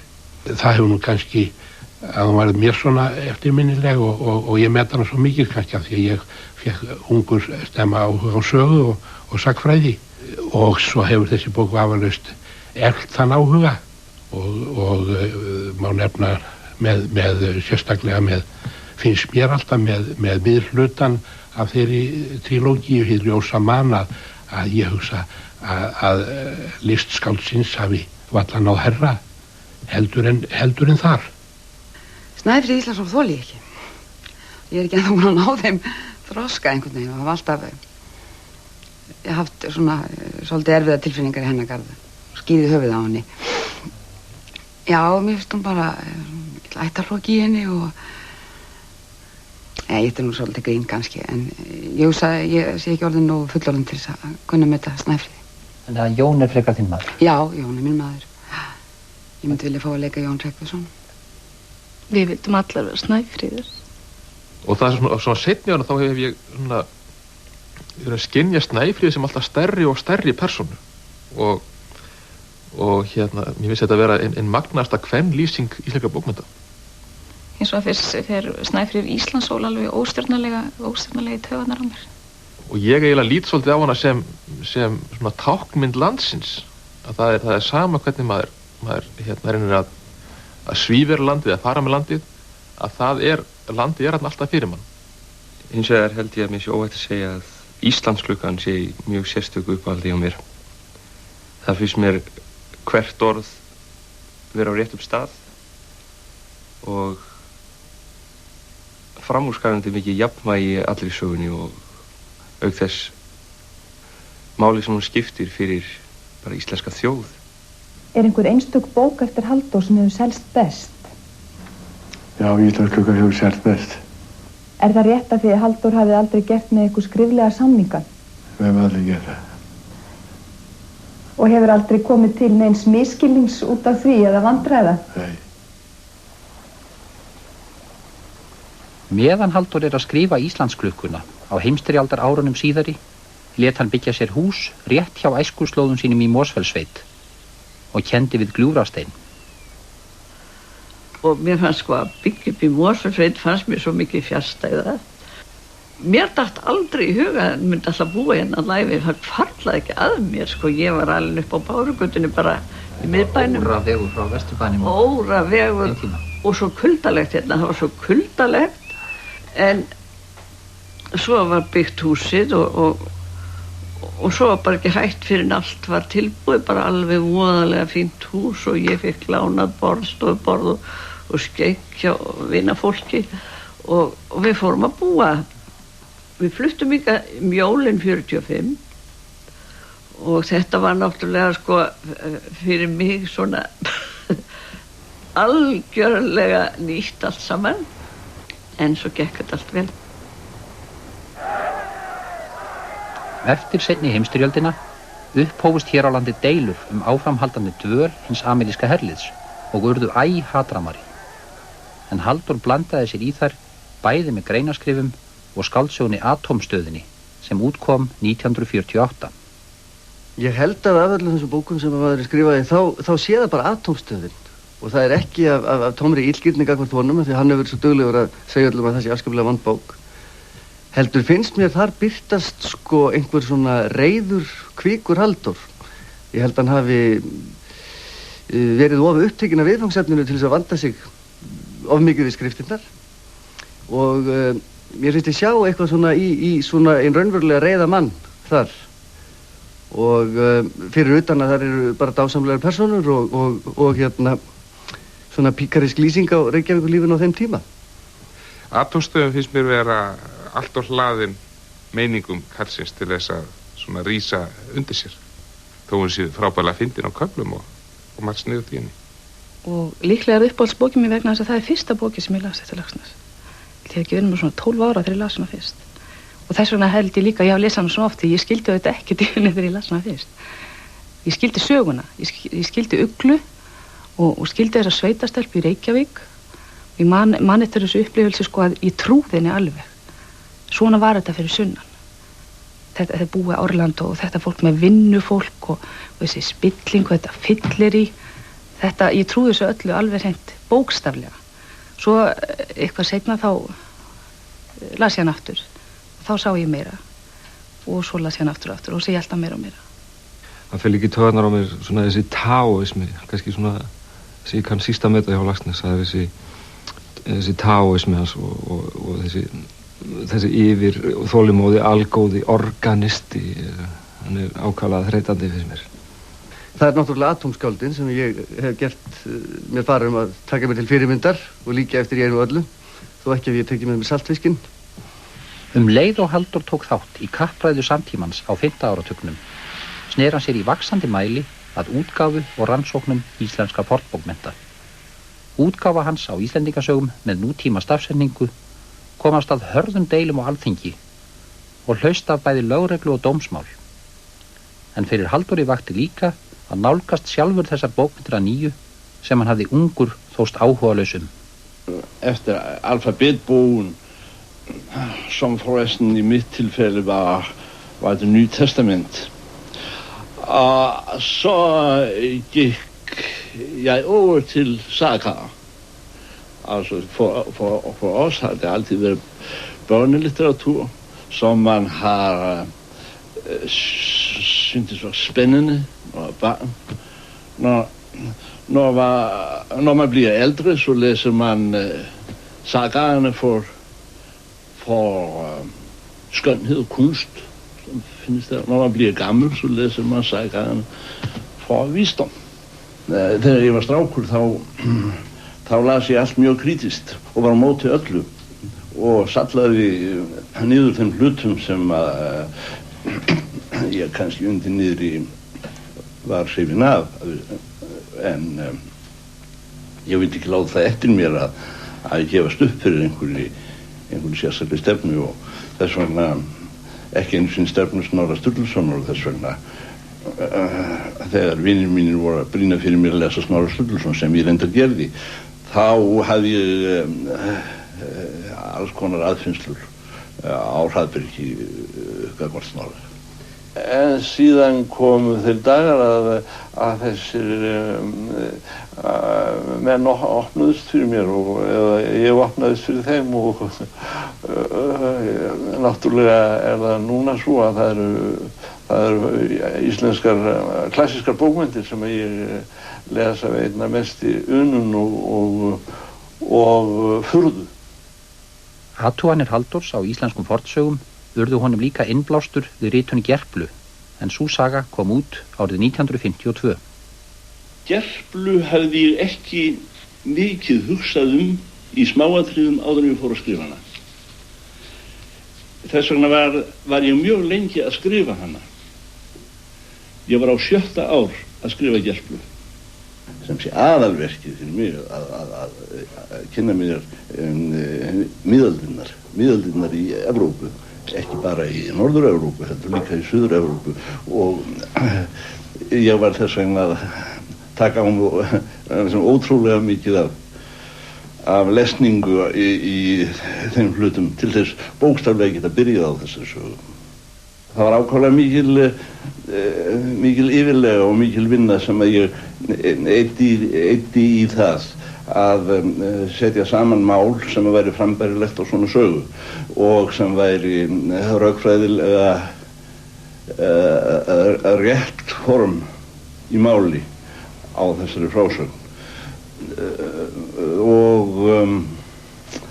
ég setti mér þá reglu að skrifa ekki annað máli þar sem hægt væri að sanna að hefði verið rétt mál á 11. öld. Það var mitt leiðarljós. Ég fór á ýmsar slóðir og Ólafs Helga og ég flækti mikið við sögu Englands á hans tíma og sögu Normandís.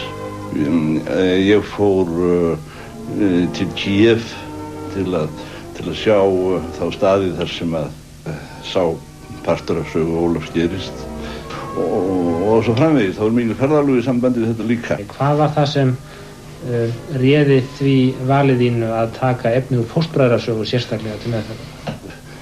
Já, það var einlega þessi uppgjöf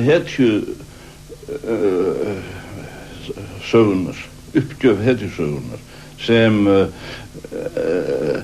eiginlega kom svo sterkt upp í manni eftir stríðið þegar allar þessar feiknarlegu hetjur voru annarkvort dauðar eða búnar að kála sér eða farnar heim til sín eða komnar í fangelsi og maður spurði sig til hvers var þetta allt saman.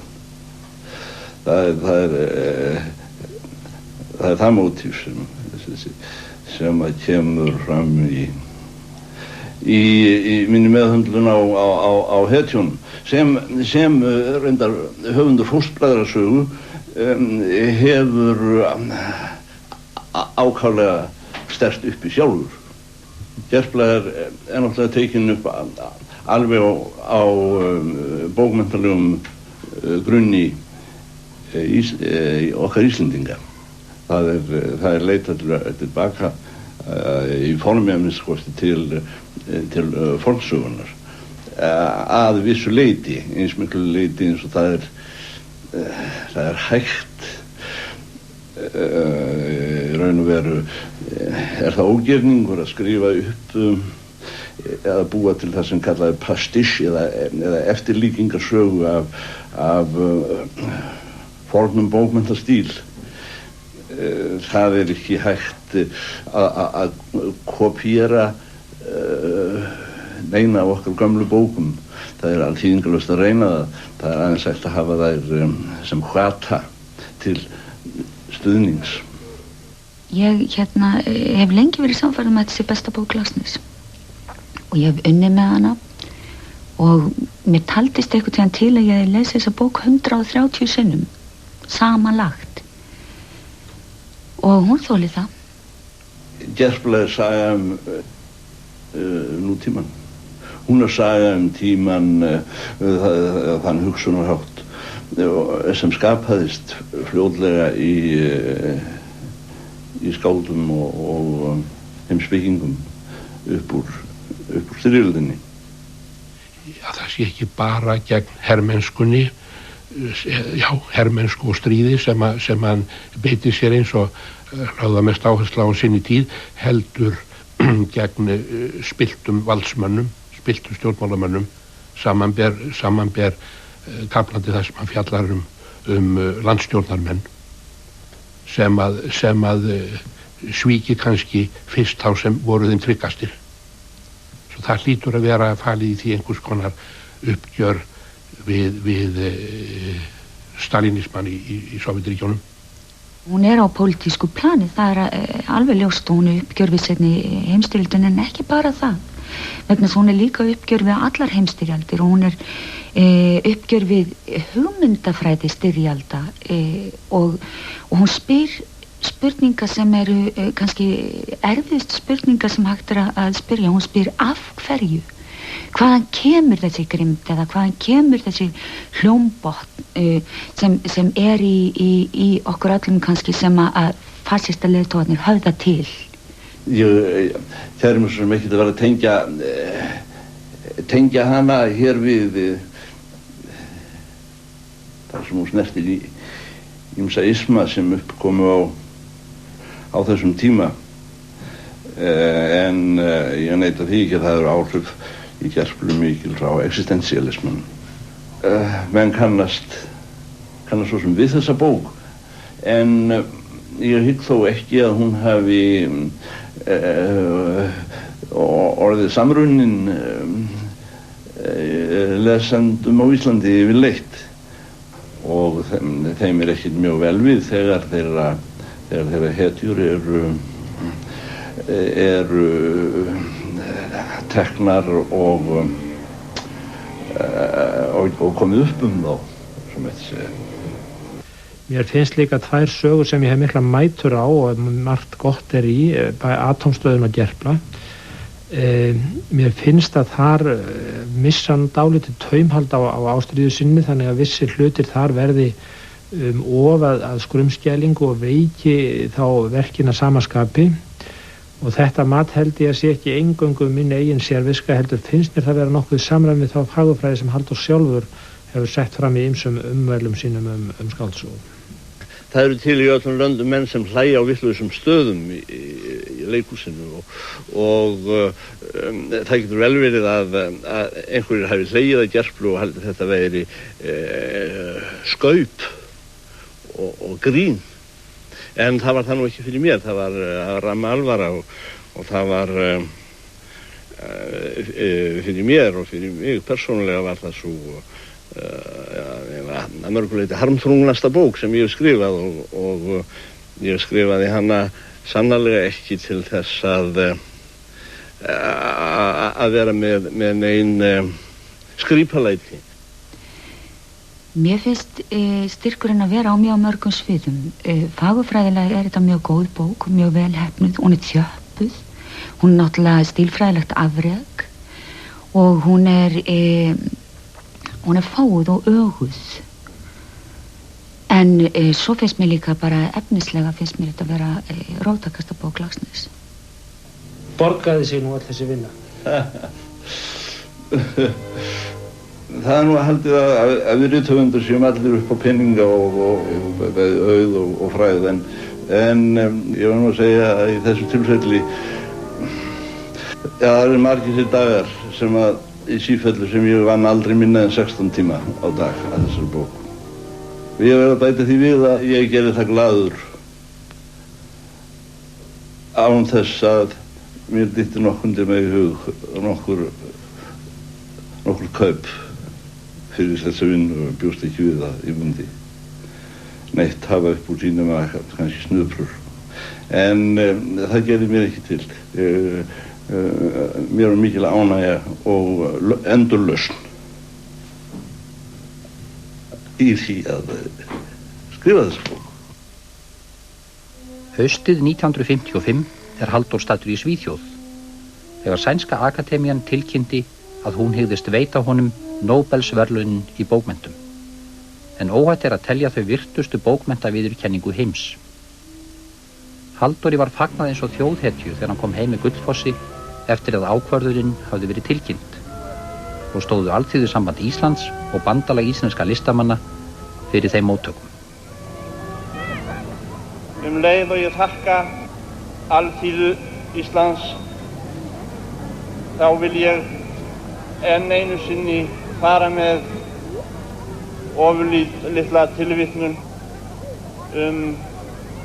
skáld sem hefur sendt ástmey sinni ljóð, og þegar hann þakkar honum fyrir þau, þá segir hann þessi orð í ljóðum: þakka þú mér eigi fyrir þessi ljóð. Það varst þú sem gafst mér þau öll saman áður.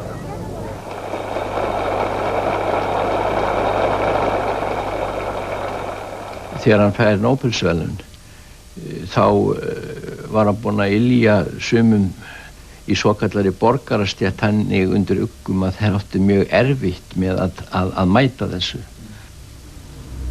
Í desember 1955 fór Halldór til Stokkólms að taka við verðlaununum, þar sem Elias Versen, formaður akademíunar, ávarpaði skáldið í hljómlistarhöllinni að viðstöddum 2000 gestum.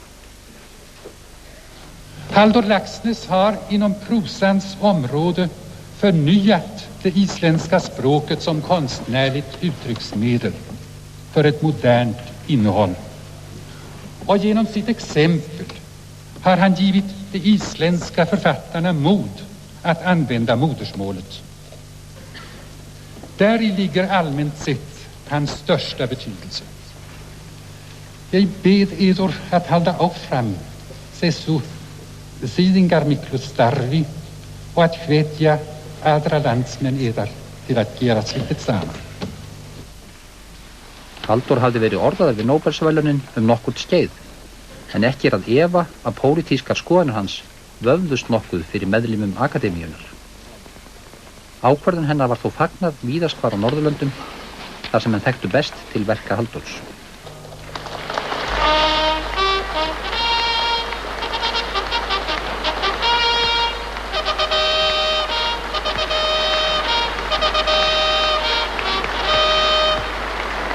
Og verðlaun hafi yfirleitt engin áhrif á mig sem breytandi minni stefnu í lífinu. Ég lít á verðlaun og eins var með þessi verðlaun í Stokkólum, í Nóbelsverðlaunin, sem afskaplega fallegt og gæslegt. Já, hvað var maður að segja, kompliment, gullhamra. En þeir peningar sem fylgdu því, þá étur maður upp á 1 og 2 árum. Já. En það er hverju orðið sannara að ég hef haldið áfram með að vinna alveg jafnt eftir sem áður og haldið mínu striki á þeirri braut. Ég var, við skulum sjá, 55 þegar þessi verðlaun voru á döfinni, þá var ég í miðjum Brekkukotsan ef ég man rétt. Síðan hef ég, eins og þú segir, ég var alltaf haldið áfram að skrifa jafnt eftir sem áður. Þessu verðlaun hafi ekki haft neina áhrif á mig. Nei, en sumir hafa viljað halda því fram endilega að þú hafi skrifað verri bækur eftir þú fékkst Nóbelsverðlaunin, þó að aðrir sjáu að þú hefur frekar skrifað öðruvísi bækur. Já, það getur vel verið, ég hef skrifað verri bækur síðan. Það er þá ekki Nóbelsverðlaunum að kenna, það er þá bara því að kenna að ég hef annarkvæmt mist eitthvað af þeirri snilligáfu sem það er álítið að hverju rithöfundur eigi að hafa og ellegar það getur verið eitthvað ofurlítið bogið við lesendurna sem að fella þannig dóm. Ég skal ekkert það segja, það get ég ekki dæmt það er fyrir aðra dæmum. Það er komnir við sér erfiðleikar í þetta. Rembingur er kannski of sterkt orð en þarna er einhvern veginn átíðin sem þjóðin er farin að vænta svo mikils af honum. Hann er orðinn svo mikið þjóðskáld og hann hefur ekki lengur þetta frelsi sem hann hafði áður til að vera ábyrgðarlaus. Og mér finnst leiðin liggja kannski dálítið niður á við eftir Íslandslökkuna. Það er Íslandslökkan, Gerpla, svo koma þessar bækur eftir Nóbelinn, það er Brekkason og Paradísarheimt. Þessar bækur höfða ekki jafn sterkt til mín eins og fyrir skáldsögurnar. Sennilega vegna þess að þegar hann skrifar þessar seinni skáldsögur þá er hann ekki lengur jafn viss í sinni sök þjóðfélagsmál og það hvernig veruleikinn sé samsettur. Þetta fjallar allt blekkingu og ósigur. Þessi litli bær hét í Brekkukoti. Það er þetta hús, þessi bær inn í miðri borginni, Brekkukot, sem ég hef haft í huga, ekki sem draumóra heldur sem veruleik, því að ég átti gamla frænku sem var gift þeim útvegsbónda sem bjó í svona bæ.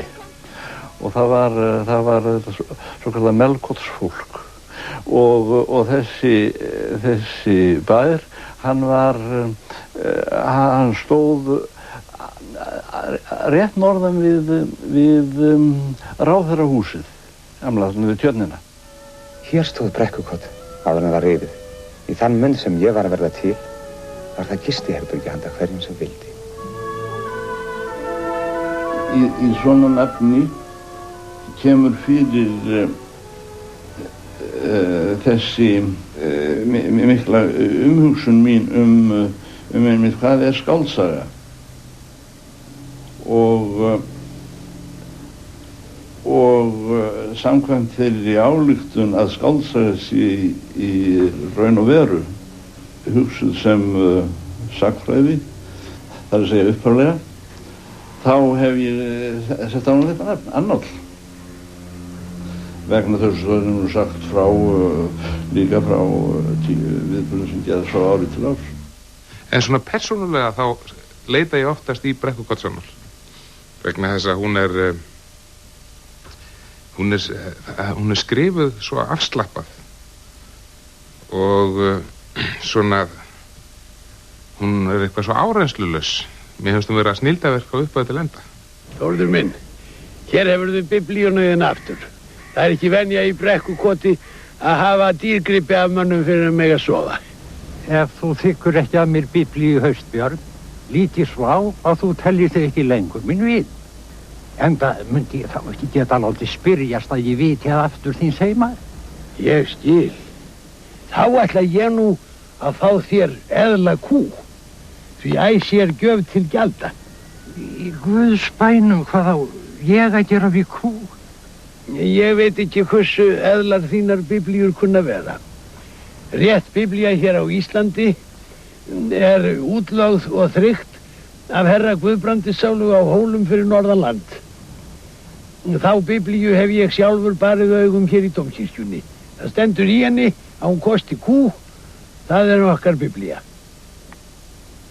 Þetta leyti hefur sagnalist Halldórs tekið nokkrum breytingum. Hinn ágengi og stundum orðmarki sögumaður eldri verkana þokar fyrir aukinni hlutlægni og kunna athuganir Halldórs á Íslendingasögunum að hafa átt hér drjúgan þátt.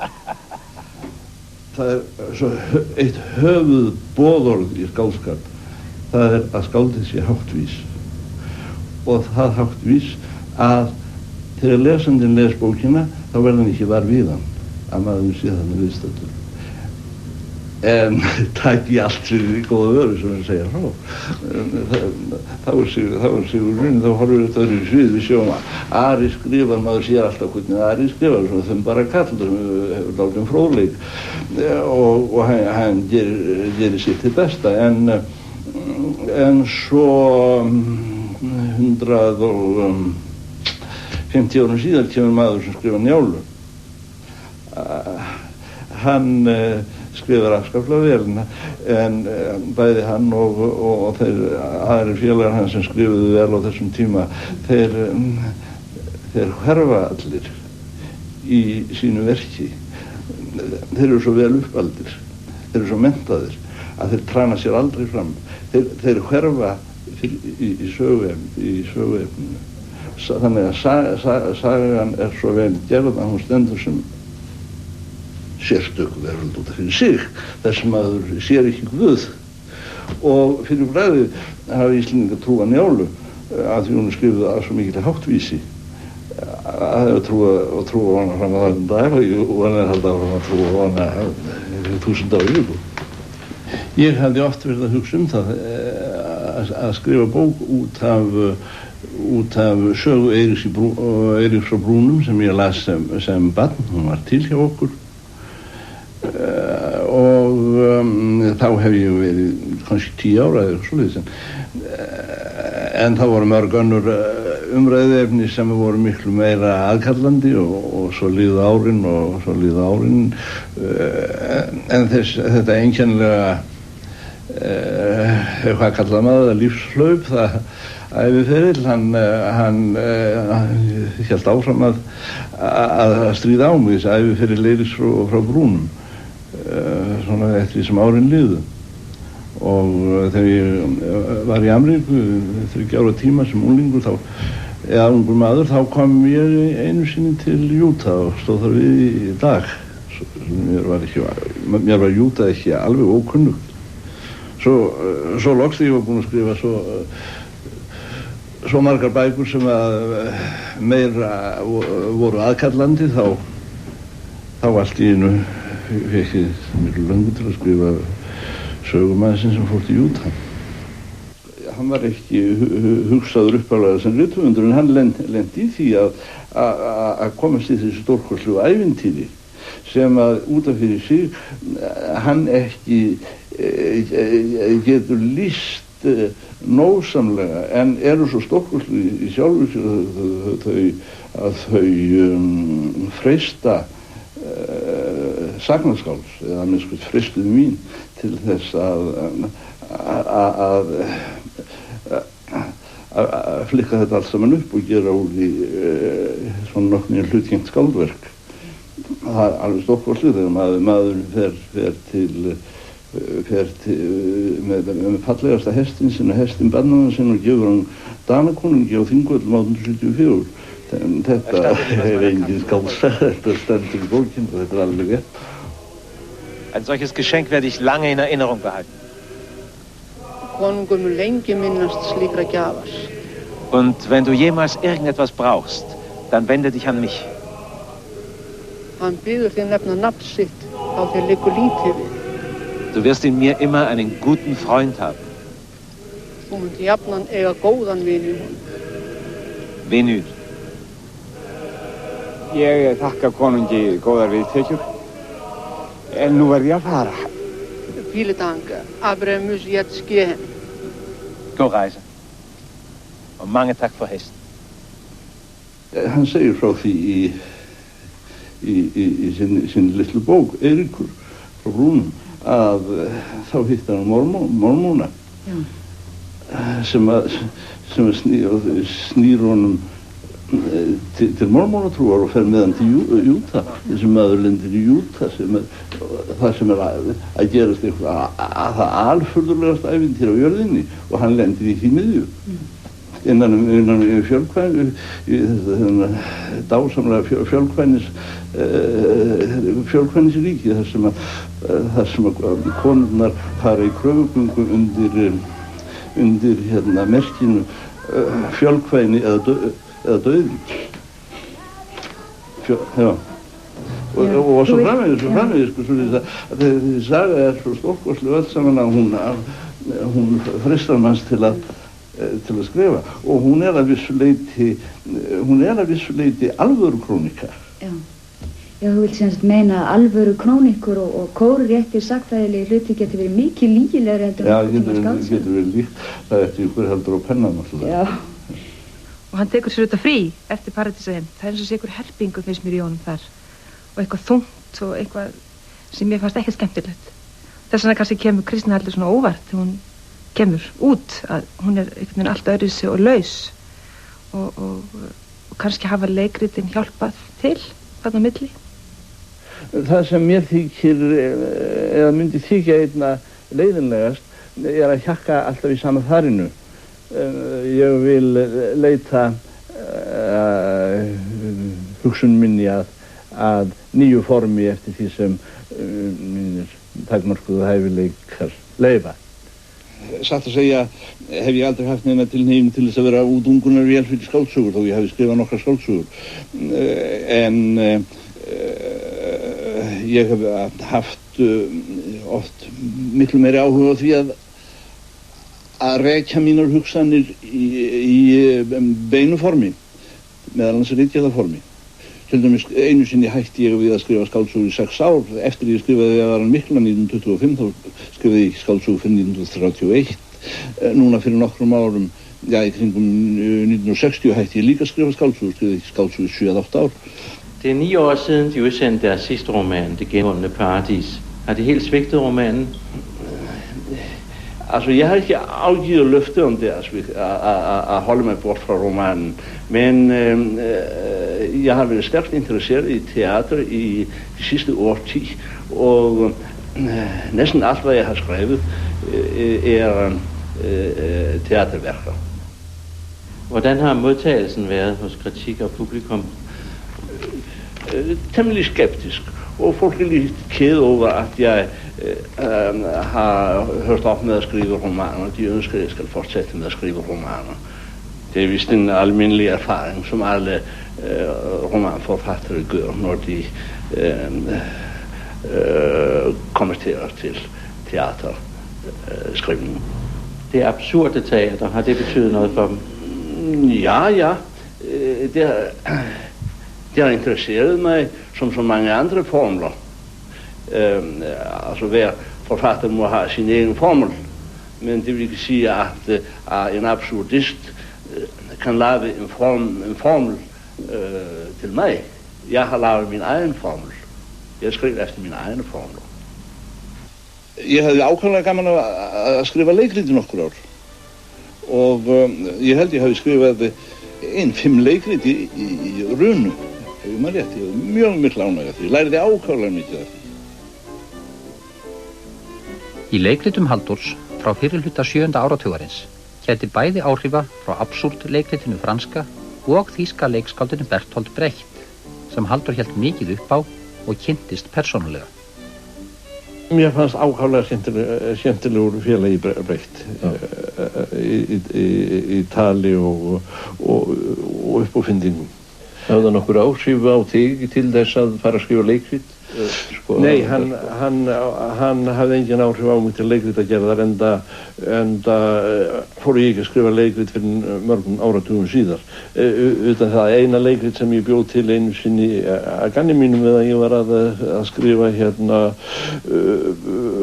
Bjart í sumarhúsum, stóru bókin, og það var Strömrof. Já. Ég sá það aldrei, ég sá það aldrei. Þú varst ekki heima þegar það var sýnt? Sá sem stendur í skjóli slíkrar konu verður sterkur. Hún skapar fullkomin verk. Með öðrum orðum, þér þykir ekkert vænt hann öldulitli eins og hún er. Þú skilur mig ekki, Gæja. Fyrsta minning mín sem bars er að ég fer með honum pappa í Þjóðleikhúsið og ég er svona 4 ára. Og ég sá það mesta hrylling í heimi sín nokkuð tíman og ég geti verið í mörg ár vond út í hann. Það var Silfurtungli. Hann var að fara með mig grenjandi út. Ég gæti ekki lesa og þegar ég las hana þegar ég var stelpa maður svo, þú veist, auðvitað að lesa Silfurtungli, mikið sungið þarna stuttspor og það. Ég var alltaf óbúslega vond út í hann fyrir að hafa gert þessa konu svona agalega og hamingjusöm, sko. Ég reyndi mikið að finna púðrið í leikritum eins og Brúnastofan Sólin og Strampleikurinn, en einhvern veginn tókst mér aldrei að finna það. Það er til áræðið að vera að kenna, en einhvern veginn gæti ekki sett þessi verk í það jarðsamband sem ég hafði í öðrum verkum. Með svona kannski leikritin hafi kannski sagt mér einna minnst, en ég geri mér hins vegar grein fyrir til dæmis hversu mikilvægt þau eru fyrir bók til dæmis eins og kristnihaldið. Það er þessi þarna og svona þessi fáránleikahyggja og svona sem gengur nú í gegnum öll hans verk, en er svona í nöktu formi í leikritunum. Ég legg þið nú eiginlega öll að jöfnum, satt að segja. Þessi blanda, þessi kokteil af Beckett og UNESCO, því mér finnst þetta ekki vel hérna og ég er ekki mikið fyrir svona kokteila. Maður eiginlega segir bara að taka hennar kallik frá mér þegar maður... Ég held að leikritin séu ekki líkleg til langlífis eða vel heppnuð listaverk og það held ég stafa að því að þau eru með einhverjum hætti of lokuð. Það vantar kannski í þau drama eða átök en umfram allt þá eru þau einhvern veginn of lokuð og óskiljanlegst til þess að ég búist við því að þau muni lifa af jafnvel þó að djarfir leikstjórar muni vafalaust eiga eftir að gera úr þeim skemmtilega sýningar öðru hverju. Það er svolítið leiðilegt því að ég er líka ólingur og veit unna þegar verður að setja upp hjá leikfélaginu mikið eftir hann af þessum, já, og við Þjóðleikhúsinu, Strompleikurinn og þetta. Þetta voru ágætisleikrit. Og kannski væri það verkefni fyrir unga kvikmyndaleikstjóra að taka leikrit Halldórs og matreiða þau fyrir sjónvarp og sjá hvort að þar lendist kannski að tæknin byggi yfir möguleikum á að gera þau lifandi og kannski að þeirri fantasíu sem að ég held að þau séu. Það sem að mér finnst sísta skrifum Halldórs eru held ég smásögurnar. Mér finnast sögurnar sem að eru í þessum absúrd stíl sem eru svona, sem að nálgast leikritin. Mér finnast það svona kannski einna sístar, þó að sé margt í þeim. Mér finnst þessi stíl henta leikritunum ágætlega, en kannski smásögunum síður. Hann sagði eitthvað tíma að smásögur væru einlega svona stílæfingar á milli stærri verka og þess vegna finnast mér smásögurnar hans ekkert svona sérstakar en þær eru þó til ágætar en mér finnst honum aldrei hafa tekist að skrifa virkilega góða smásögu. Sú ritsmíðan sem mér þykir svona mest tilum, það er örlítil grein sem er í bókinni Og árin líða frá 1983 greinin og er Tómas Guðmundsson. Þetta er minningagrein Tómas. Og þetta er minningagrein Tómas, þetta er minningagrein Halldór sjálfan. Hann skrifa minningagrein sig sem rithöfund, sem skáld og hugsuð og leiðtoga. Hann skrifa minningagrein skáldskap aldarinnar. Og hann skrifar í rauninni minningagrein alla þessa geggjuðu, blóðugu öld. En mitt kærasta form hefur alltaf verið ritgerðarformið og það form sem ég legg mest að rækt við. Til dæmis þessar tvær ritgerðir sem eru aðal uppistaðan í þjóðfélagsrollu vættatrú og hvað var á undan Íslendingasögum. Báðar þessar ritgerðir kostaði hvorum sig margra mánaða vinnu þó að þær séu ekki stórar eða langar eða eftir að fæla menn frá sér af þeim sökum eða myrkar en ég sem sagt var að lesa margar þúsundir blaðsíðna af efni þessu viðvíkjendi og var alveg niðursokkin í það 2 sumur. Nú og þá finnst mér líka Laxness vera algjörlega vanmetið sem ljóðskáld. Mér finnst hann bara eitt allra besta ljóðskáld aldarinnar og svona svolítið öðruvísi og hressilegri því að það er ekki að finna hjá honum en vælu tón sem er að finna hjá næstum öllum ljóðskáldum aldarinnar. Þetta svona þessu póetísku tilgerð og svona svolítið svona aumingjagang. Hann er svona jarðbundinn og óvæntur alltaf og alltaf skemmtilegur. Þegar hann segir hina heitelsku létta hrissu í flokki staðra mera, þessi líking er náttúrulega, þetta er svona flott. Ég er svona fer oft með fyrsta kvæðið í kvæðakörinu, Bráðum kemur betri tíð, sem ég finnst reyndar að þetta gera bara þjóðsöng, fyrst að vera að tala að breyta þjóðsöng. Halldór er kvæðaskáld, ekki kannski ljóðskáld, hann er kvæðaskáld og það hefur verið samið mikið tónlist við hans kvæði og það hefur verið mjög vinsæl og ég hef átt við eitt stærsta kvæði hans og Róti menn í Parmata sem ég þykir einstakt kvæði. Það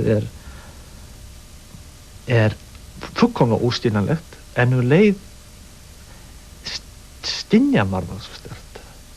Tónlistin, hún þarf að geta bætt einhverju við kvæðið og Laxness stýrur svo mikið eftir, og í þessu sambandi er mikilvægt að hugsa til þess að Halldór var mikill tónlistarunnandi og tónlistfólk spilaði, og ég held að eitt af því sem er svona galdur í hans stíl og hans frásögn er þessi tilfinning fyrir tíma eins og í tónlist, hvernig þetta flæðir áfram, og þetta er nú mjög áberandi í kvæðunum hans en í skáldsögunum líka. Mér finnst hann hugsa svolítið svona í músík, og ég held að það hafi áhrif á hans frásögn mjög mikið. Á 7. áratögnum fékkst Halldór mest við leikrita og ritgerðaskrif, en eftir 8 ára hlé sendi hann svo frá sér nýja skáldsögu, Kristnihald undir jökli. Það held ég að sé einhvers konar summa af höfundarverki Halldórs. Þetta er síðasta skáldsagan síðasta eiginlega skáldsagan sem hann skrifar, og hann skrifar hann eftir þó nokkuð hlé. Það held ég 7 ára á milli frá síðustu skáldsögu og til Kristnihaldsins, og það hefur ýmislegt gerst í millitíðinni. Hann hefur verið að skrifa leikrit og verið að reyna sig svona við absúrdismann, og kemur þarna með verk sem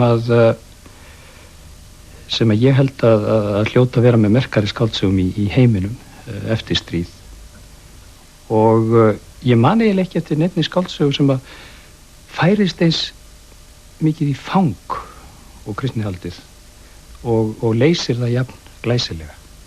Hún komur eiginlega óvart til að lasa hana aftur, að hvað hún raun og veru fersk og ný og hvað hún spennandi bók í hans höfundaverki, og að því maður svo vanur að tala allt þessar gömlu stóru bækur og gleymir öll þeim sem komu síðar, og hann alltaf frjálsari, og mér finnst hann komast nær einhverjum þessum hreina tóni í sjálfum sér sem hann búin að leita alla tíð.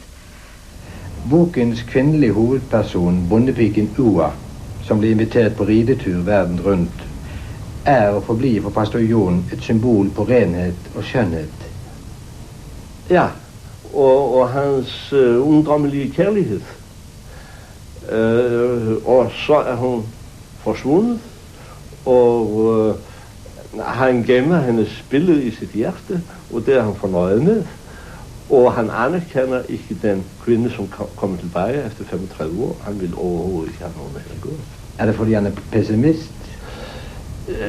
Det tror jeg ikke. Jeg tror Jon Primus en stor optimist, og han har fundet frem til de skønne ting som finnes innenfor skapelsen, og holder fast ved dem.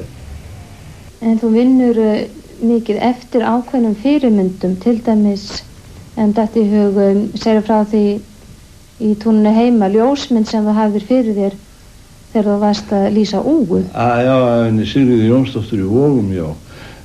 Já. Móður Nonna. Móður Nonna, já. Það gefur manni dálítið aðhald að setja mynd einhvers staðar nánd við vinnustæðin sinn af þeim hlutum sem maður er búið til. Jón Primus aftur á móti, hann er mjög fjarlægur kerfinu. Hann er ekki á móti þjóðkirkjunni, en eitthvað á móti biskupnum eða móti neinu þarna, en hans hegðun og afstaða gagnvart mönnum og hlutum og málefnum er eiginlega ekki kannski á móti öllum kerfum, en hún er mjög sérvitrínsleg. En hann er ekki uppreistarmaður. Hann er bara dálítið latur í pressu. Hann er latur að skýra, latur að jarða og þess áttar. Og alveg ónýtur að predika. Hefur ekki predikað í marga áratugi, ef maður rétt. En hann hefur ekki gert neina uppreist á móti neinum, hvorki kirkjunni öðrum. Hann vil ekki búa til nýja og betri kirkju eða þess vegtar. Hann er bara þarna á sínum stað, svona sem nokkur prívat heimspekingur í raun og veru. Ég veit ekki, nötu Jón Primus alltaf þarna sem einhvers konar miðjumaður, í allri bókinni, en svo eru þetta skemmtilegir karakterar, svo Gudmann Singmann og þetta fólk sem þarna á nesunu og undir jökli, og mér finnst bara öll stemningin í bókinni og hvað nær út úr fólkinu án þess að vera þó að kafa undir yfirborð frásagnarinnar. Þarna raun að vera alveg á yfirborðinu og lýsir öllu og mér finnst hann gera það mjög næman og skýran hátt í þessari bók. Mér þykir það afskaplega misheppnuð bók. Það eru dásamlega fallegar lýsingar og senur þar, eins og þegar það verið að grýta fuglana og annað slíkt. En mér finnst hún ekki að hafa tekist hjá Halldóri vegna þess að hann að reyna að nota svona nútímalega aðferð eins og að segjast að skrifa þetta upp eftir segulböndum, og það alveg hreint steinfellur vegna þess að skrifa upp eftir segulbönd að svona reyna allavega að líka eftir málfari þá venjulegs fólk sem situr og spjallar inn á segulbönd, og það fólk talar ekki eins og persónur í bókum eftir Halldór Laxness. Ég man eftir því þegar að kristnihaldið kom út 1968 og maður las hana með töluverðri eftirvæntingu, en náttúrulega með kritíkina alveg eins hátt stillt og mögulegt var, tvítugur maðurinn, og ég man að ég sletti svona í góm þegar ég las hana, og það var sumt sem að manni þótti fyndið, náttúrulega Umbi og Hnallþóra og svona, en eftir því sem árin líða að þá finnst mér ég sjá þessa bóki í allt öðru og flóknara ljósi. Og eftir því sem maður les oftar kristnihaldið þá finnst mann það betra. Og svo svo mikill hlýleiki en alveg botlaus húmor. Hún fyndin allstaðar þetta verk. Og ég held að þetta verk hafi mótað mjög mikið til með sorg á mínum aldri.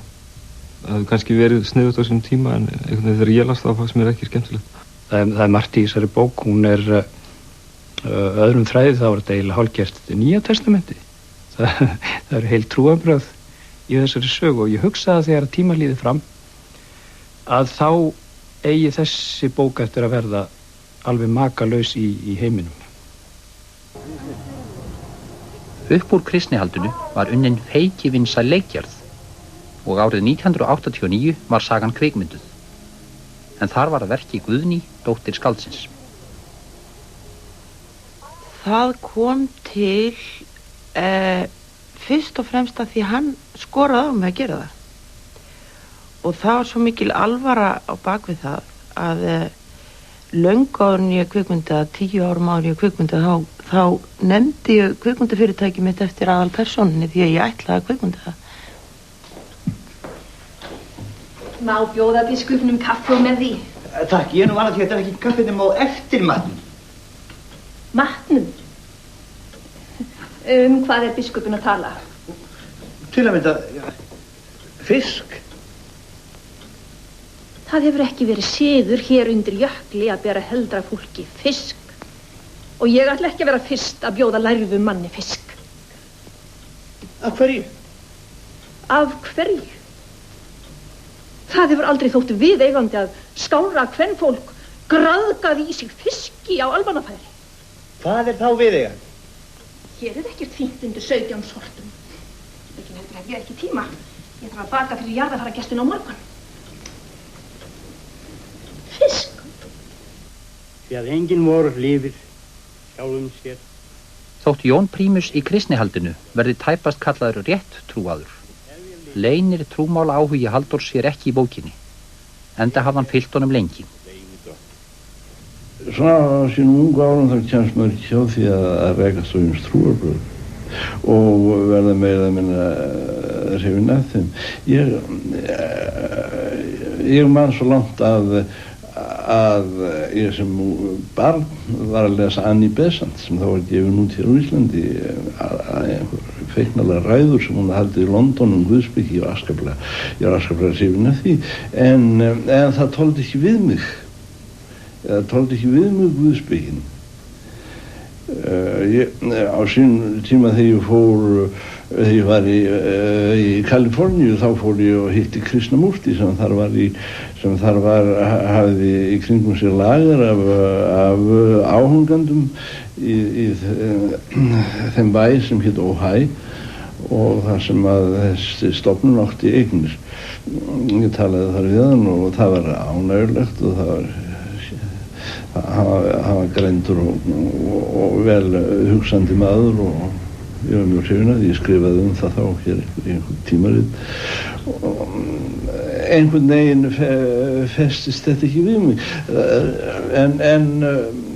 en kaþólskan festist við mig á sínum tíma tölvöld mikið, svo þess að ég hef líklega 1-2 ár verið alltaf að spekulera í kaþólsku, alltaf að... En þú aðhyllist engin trúarbrögð núna? Ekki neinn sérstök trúarbrögð, nei. Ekki neinn sérstök trúarbrögð.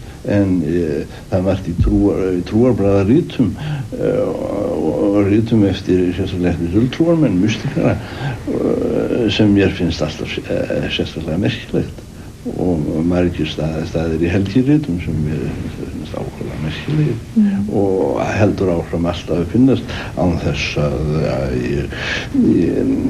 ég játist nokkrum trúarbrögðum fremur en nokkru heimspekiskerfi. Ég játast öngu, ég afneita allri ideológíu. Ég tek ekki neina ideológíu gilda. Það eina sem ég get ekki gilda er mín litla skynsemi meðan hún endist. Þú kemur til mín og ég hef hérna voðalega góða ideológíu fyrir þig. Universal teóri, universal kenningu, hún stýrir allt. Hún læknar hvert megin, hún leysir hvert próblem fyrir þig. Ég myndi því mér, en nei takk.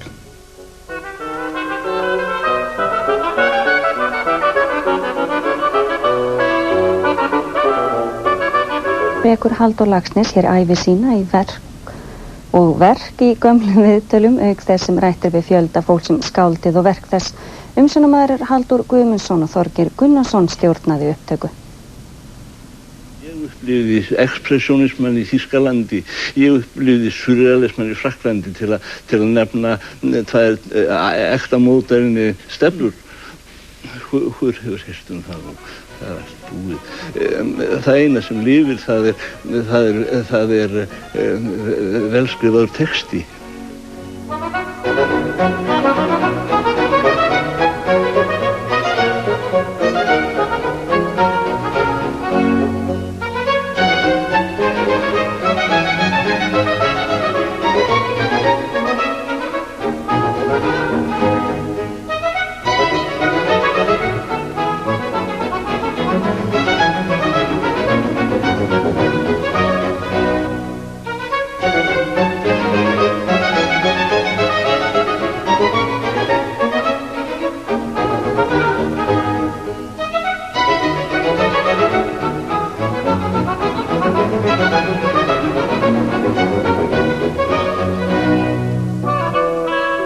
Det er mig en ære og glæde, både personligt og på universitetets vegne, nu at overrække Halldór Laxness Sonningprisen for 1969.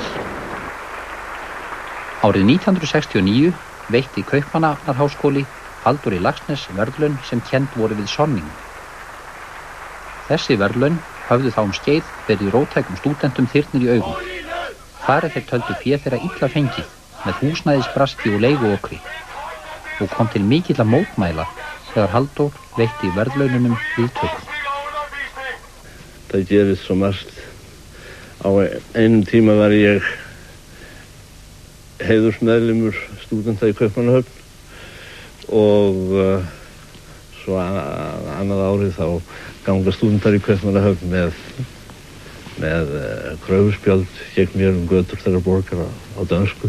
Þetta er allt hvort vekja afar skemmtilegt. Jú, mjög skemmtilegt. og fróðlegt og sýnir að maður á aldrei að trúa of á heiðursútnefningar. Á 7. og 8. áratugnum flottnaðist Halldóri margvíslegur heiður fyrir ritstörf sín. Íslenskir gagnrýnendur færðu honum silfurhestin. Hann var gerður heiðursdoktor við ýmsa háskóla eins og Turku, Tübingen og Edinborg og Háskóli Íslands veitti honum sömu nafnbót árið 1972. Ég veit ekki hvort þessari heiðursnafnbót fylgir jus docendi en hvað sem það þá veit háskólinn nú hvað hann er að finna og ég segi eins og gamla fólkið sagði stundum hann nefndu nafni mitt ef þið liggur lítið við. Hver næsta viðurkenning sem rithöfundur getur lesið? Sú viðurkenning sem ég fékk frá Bönustokksmönnum í Sundsvall í Svíþjóð hér árið þegar ég tók við Nóbelsverðlaununum. Mér finnst hún hafa verið alveg sérstaklega merkileg og hrífandi og mér fannst það mjög eftirtektarvert að menn sem voru að leggja bönustokk í göturnar í Sundsvall skyldu í svartasta skammdeginu 1955 virkilega rétta úr hryggnum og rísa upp og segja húrra. Verður erfiðara að skrifa eftir því sem maður hefur skrifað fleiri bækur? Það náttúrulega fer eftir einstaklingum. Hérna hjá mér hefur það verið svo eins og þú spyrir. Það hefur orðið erfiðara vegna þess að ég hef gert meiri kröfur til stílsins. Ég sá í hendi mér þegar Innansveitarkrónika kom út að þar var hann að leita að upphafinu og ég fylgdist með þessu. Ég kallaði þá bók Perluna hans og honum fannst nú sjálfum að hann hefði skrifað meira skáldverk en ég var harður á því að það væri Innansveitarkrónika væri perlan hans og þessi bók stutt og laggóð og hún skrifuð eins og ég tel að Íslendingasögurnar hefur verið skrifaðar. Innansveitarkrónika er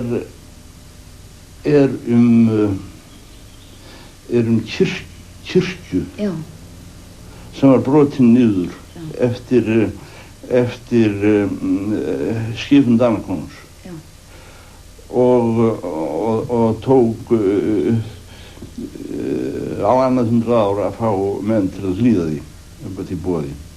Það er aldrei gaman að því hvað er mikið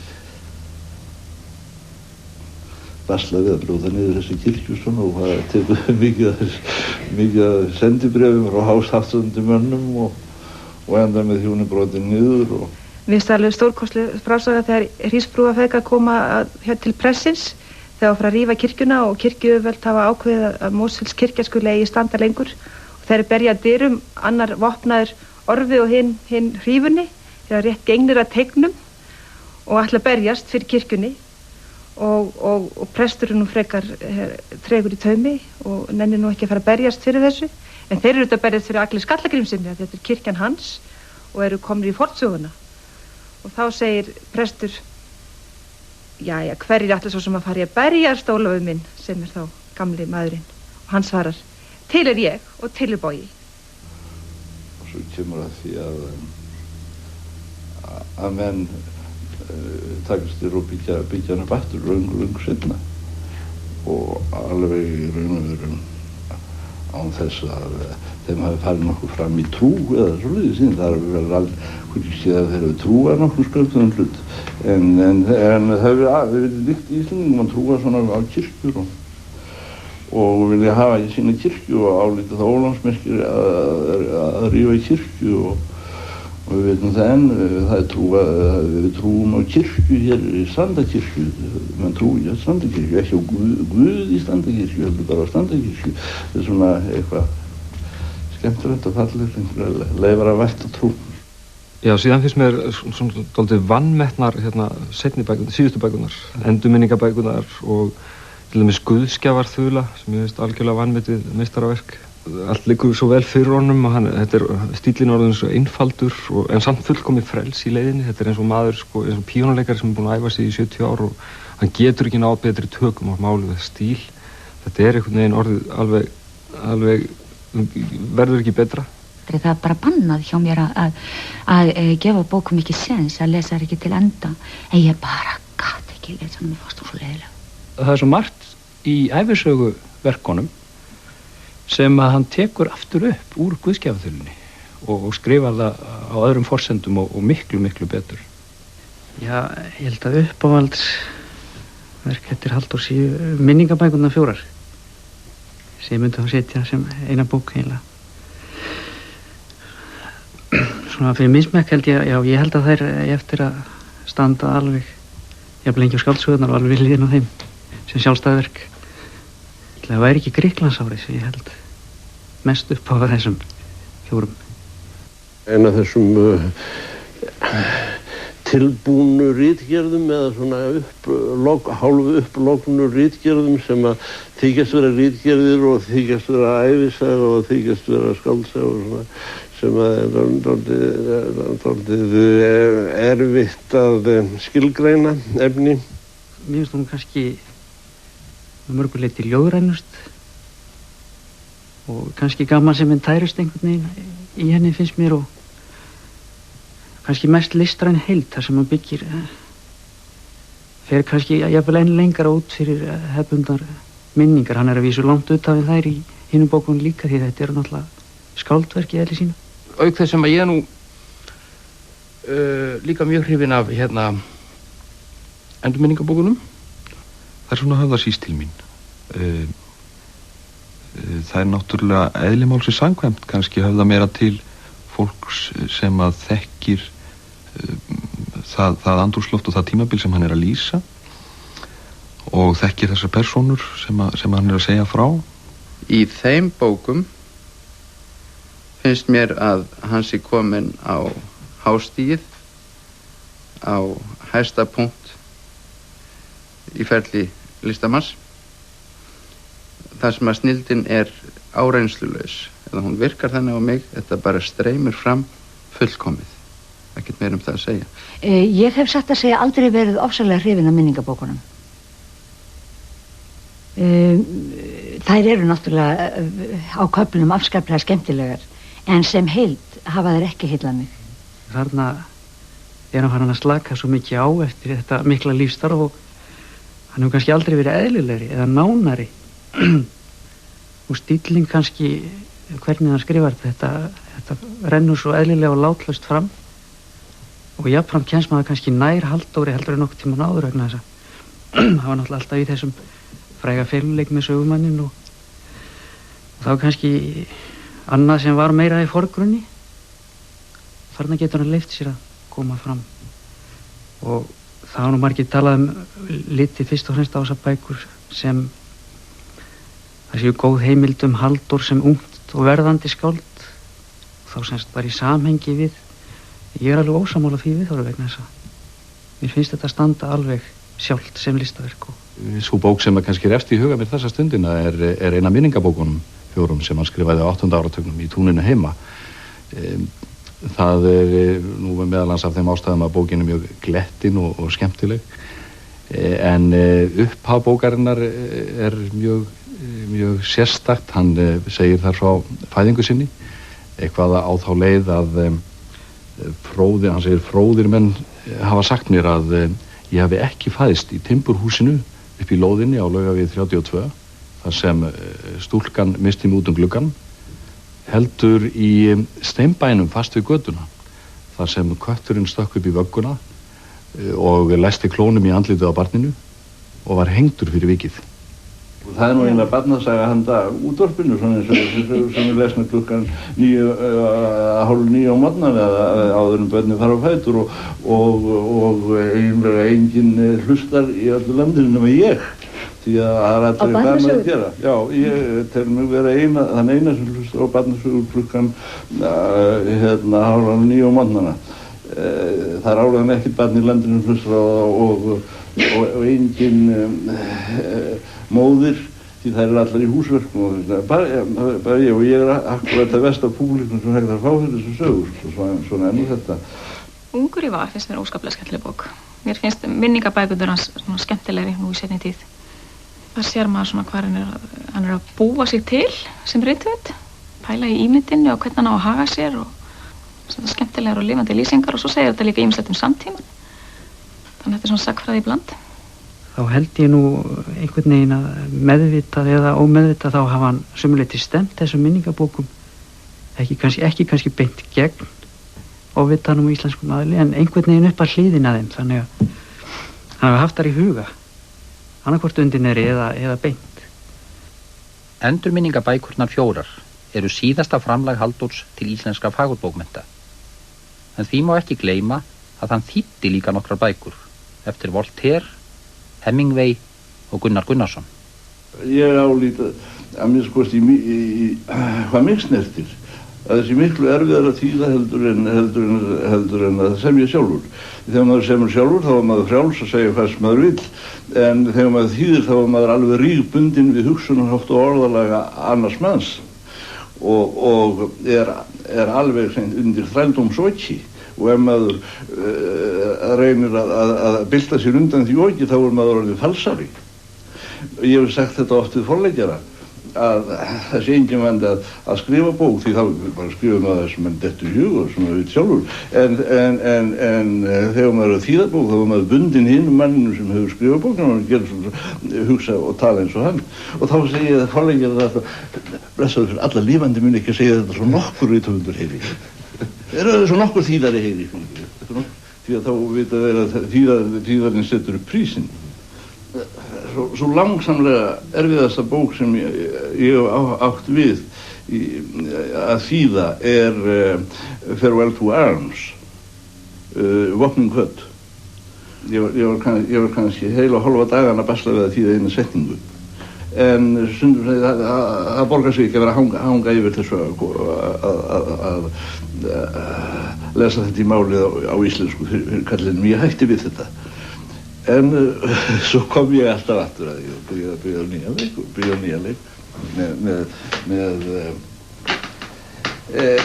með sterkari móral og hætti ekki fyrir ég kláraði þetta en ég hef ekki þorað að líta á þessu þýðingu síðan, það verður gaman að lesa hana.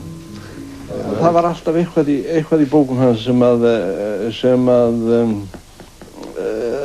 hreyfi mig mjög einhverjir kapitúlar, einhverjir partar þó að þær væru ekki allar eins fullkomnar eins og Farewell to Arms sem er einhver mesta undur í skáldsögu líki sem hefur orðið til á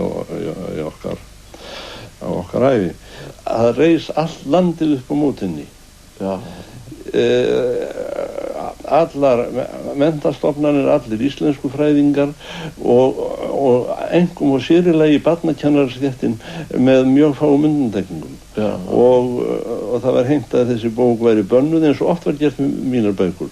Ákaflega kom oft fyrir að heymta var af einhverjum málsmetandi mönnum að þessi ósómi væri bannaður. Halldór þýddi einnig höfuðverk Gunnars Gunnarssonar, Fjallkirkjuna. Dels har jeg oversat disse bøger, de nevnte, af begejstring for bøgerne. Og i Gunnar Gunnarssons tilfælde har jeg oversat Kirken på bjerget, dels af begejstring og dels af venskab mod Gunnar Gunnarsson. Gunnar Gunnarsson var jo den mand, som jeg havde meget at takke for. Han oversatte Salka Valka til dansk, dengang jeg var en helt ukendt mand. Kan man nu overføre deres stil til fremmede sprog? Går der ikke meget tabt i oversættelsen? Jo, særligt når man oversætter fra en anden oversættelse, og det drejer sig om en tredje oversættelse, så går naturligvis hele den originale stil tabt. Och så finnes det oversættere som ikke har så stærk stilfølelse, og det forekommet at oversættere har oversat mine bøger i årevis uden at have kaperet min stil, uden at have forstået min stil, og bare bruge deres egen stil. Og i sådanne tilfælde, når den oprindelige stil helt går tabt i oversættelsen, så det jo handlingen som bogen lever på. Það hefur orðið talsverð breyting og svona vakning, getum við sagt, á síðasta áratug í varandi endurútgáfur á bókum erlendis. Bækurnar hafa komið út á rúmlega 40 tungumálum í yfir 500 mismunandi útgáfum og núna síðustu árin hafa sumar þessar bækur verið að koma út að nýju. Ég get nefnt sjálfstætt fólk í Bandaríkjunum, Ungfrúna góð og húsið á Ítalíu, fjöldamarga bækur á Norðurlöndum, en Þjóðverjar nú kannski öddulastir í útgáfa á hans verkum þessa stundina. Bæði þar verið að gefa út heildarritsafn verkans sem komið vel á veg og síðan hafa bókaklúbar í Þýskalandi gefið út margar bækur. Auðvitað var búast við því að og maður hefur séð mörg dæmið það að höfundar sem byrjuðu sinn feril snemma á öldinni eru horfnir af bókamarkaði. Og svo þarf eitthvað sérstakt til að bækur að komast aftur í umferð. En bækur Halldórs hafa verið viðloðandi á erlendum mörkuðum áratugum saman en eru í sannkallari uppsveiflu þessa stundina. I have a dream that either that The Fish Can Sing and the book we call Paradise Reclaimed could be either put together in one volume or come out simultaneously. But that's Paradise Reclaimed is a book set in America. Theoretically, we Americans who have trouble finding other countries on the map at least know where Utah is. Halldór Laxness hefur alla tíð haft mikinn áhuga öðrum listum en ritlistinni, einkum þó tónlist og myndlist. Hann fór í iðnskólann þegar hann var unglingur, einn vetur held ég bara, og þá teiknaði hann voða mikið, en hann var ekki, hann málaði ekki, en ég held að hann hafi hent öllum þessum teikningum, nema þessar einu mynd sem hann var bara einhvern veginn komin annað, systur að sáttana. Og Halldór fór oft með pappa heim eftir mat og fylgdist með honum að spila, sérstaklega mikið yndi af Bach. Og það sem pappa þótti dálítið furðulegt var að allan þennan tíma og öll þessi skipti þá lét Halldór þess aldrei getið að hann sjálfur kynna að leika á hljóðfæri og væri með þessar riðtækur í að spila verk eins og eftir Bach. Og föðurmönnum þóttu þetta eiginlega merki hvers konar persóna Halldór var. Hann var bara virðingu fyrir list annara og kunnáttu og var svona einkennilega lítillátur.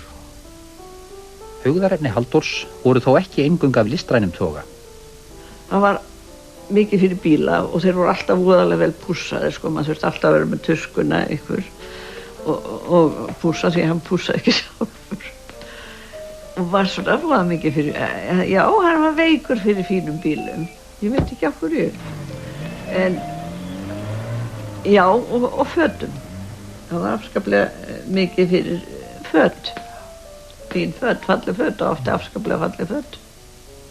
Skemmtilegast að gera með honum pappa var nefnilega að fara með ferðalag. Því að hann gat verið ákaflega fyrirferðar mikill á heimili, hann var það náttúrulega það. En þegar maður fór með ferðalög, þá sló hann af öllum þessum kröfum sem hann gat stundum verið að þreita fólk á heima, skilurðu. Hann skipti gír, var við sem með hattinn og ferðalegin alltaf, en þú veist, hann var hinn auðmjúki ferðalangur og það var svo gaman að vera með honum. Ég held að það sem að kannski mér minnistaðast er orðfæri hans og orðanótkun. Auðvitað þekkti ég eins og aðrir fjölbreytileika í orðvali og stíl í bókunum en það kom mér og hefur komið mér sífellt á óvart hvað þessi sérkennilegu orð og nýyrðasmíð og annað slíkt leikur honum svona létt á tungu hvað honum er tamt að nota sjaldgæf orð og orðasambönd í daglegu tali og spjalli. Það sennilega liðin tíð en ég ætla að vera mann eftir því þegar ég var ungu maður að þá voru allir að herma eftir Halldóri og Íslendingar máttu ekki sko fá í annan fótinn og þá fóru þeir alltaf að herma eftir Halldóri og það var svona þessi gestikulasjón með höndunum og það voru þessi sog og þetta var bara, það voru allir í þessu og maður heyrði alveg ógrynni af sögum og sumar rötuðu nú í íslenska fyndni eins og þessi saga af Halldóri þegar hann að koma keyrandi úr Mórsveitinni í bæinn og mætir ákaflega fyrir það miklum trukk á veginum, einhver jótínur sem að koma og tekur svo mikið pláss að Halldór neyðist til þess að keyra út af. Bílstjórinn stoppar og skrúar niður rúðuna og spyr í öngum sínum hvað hafi komið fyrir og Halldór svarar en okkur fleira sem ég get gert fyrir yður.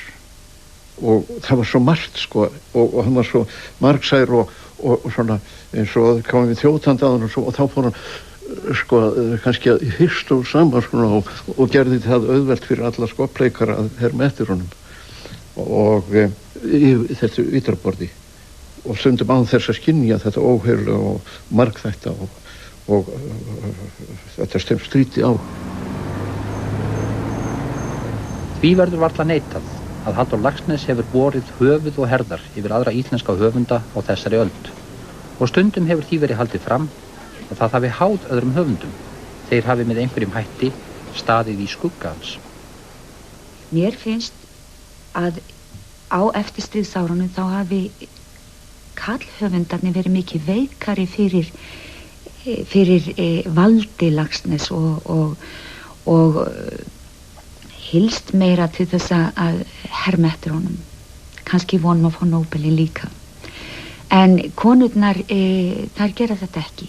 Mér finnst mjög erfitt að segja til hvers konar áhrif Halldór hefur haft á mann, en maður er afskaplega samgróin honum og það er bara erfitt að tala hann af því nálægðin er svo mikil. En ég er alveg handviss það að ég myndi skrifa einhvern veginn allt öðruvísi ef ég hefði ekki gleypt í mig allt sem hann hefur skrifað. Þannig að hann er hluti af því sem maður gerir án þess að það kannski sjáist endilega á yfirborðinu. Hann er ekki fyrir mér, nei, en ég man eftir ég hafa hugsað svona þegar ég var yngri, þegar ég var einmitt á kafi að lesa hverja bókina fætur hann svona í kringu 20, að þá hugsaði ég hvað eru aðrir að vilja upp á dekk? Það er búið að skrifa svo stórkostlega bækur, það getur enginn gert neitt í líkingu við þetta og til hvers erum en það var eina. Það er bara hátíð fyrir okkur Íslendinga að hafa slíka stærð hjá okkur. Ég meina, ekki eru Kölnarbúar að kvart undan Dómkirkjunni í Köln, ég meina, ekki að hún þvælist eitthvað fyrir þeim. Þó að vissulega getum varpað skugga yfir bæinn. Ef þú ert með eitt stórt fjall þá þurfa litlu fjöllin ekkert að vera öfundsjúk því að þau hafa sín sjarma líka sko. Því það hlýtur að vera mikil hamingja fyrir hvern sem er að eiga eitthvað sem er stórt en auðvitað er erfitt fyrir menn ofta að koma eftir slíkum höfundi því að þeir eru borðnir saman við hann. Nú stundum líkja menn of eftir á tímabili en reyna síðan að gera uppreisn og þetta hefur nú gengið með ýmsu móti hjá okkar höfundum en ég held nú samt að það veri erfitt að benda á nokkurn höfund sem hefði orðið að einhvers konar kriplingi vegna návistarinnar við Halldór. Ef mönnum liggur eitthvað mikið að hjarta þá ætti einhver stormin ekki að standa í vegi fyrir því að það komið fram. Bækurnar það var þeir örfuðu og opnuðu skilning á mörgu hjálpuðu mér til þess að leita frekari skilnings og fara það sem mér var fært að fara og örfaði mig eingöngu aldrei til drafala og mér fannst það svo mikið lán að hann hækkaði kröfurnar þannig að það átti ekkert að vera auðvelt. Laxness er náttúrulega, hann er fyrir íslenskan rithöfund er hann alveg svona svona stanslaus akademía. Þú getur sem sé farið í hans verk og numið endalaust. Ef að Halldór Laxness sagði í viðtali, það er náttúrulega bara ein leið til að skrifa, hún er raunsæ og sagði svo þetta segja allir í London, París og Róm, hvað átti þá aumingja vesæll íslensku rithöfundur að gera annað en að lúta höfði en menn gerði það nú raunar ekki, menn gerði það sem sýndist og menn voru að skrifa öðruvísi en raunsætt og mann voru að skrifa eftir sínu lagi.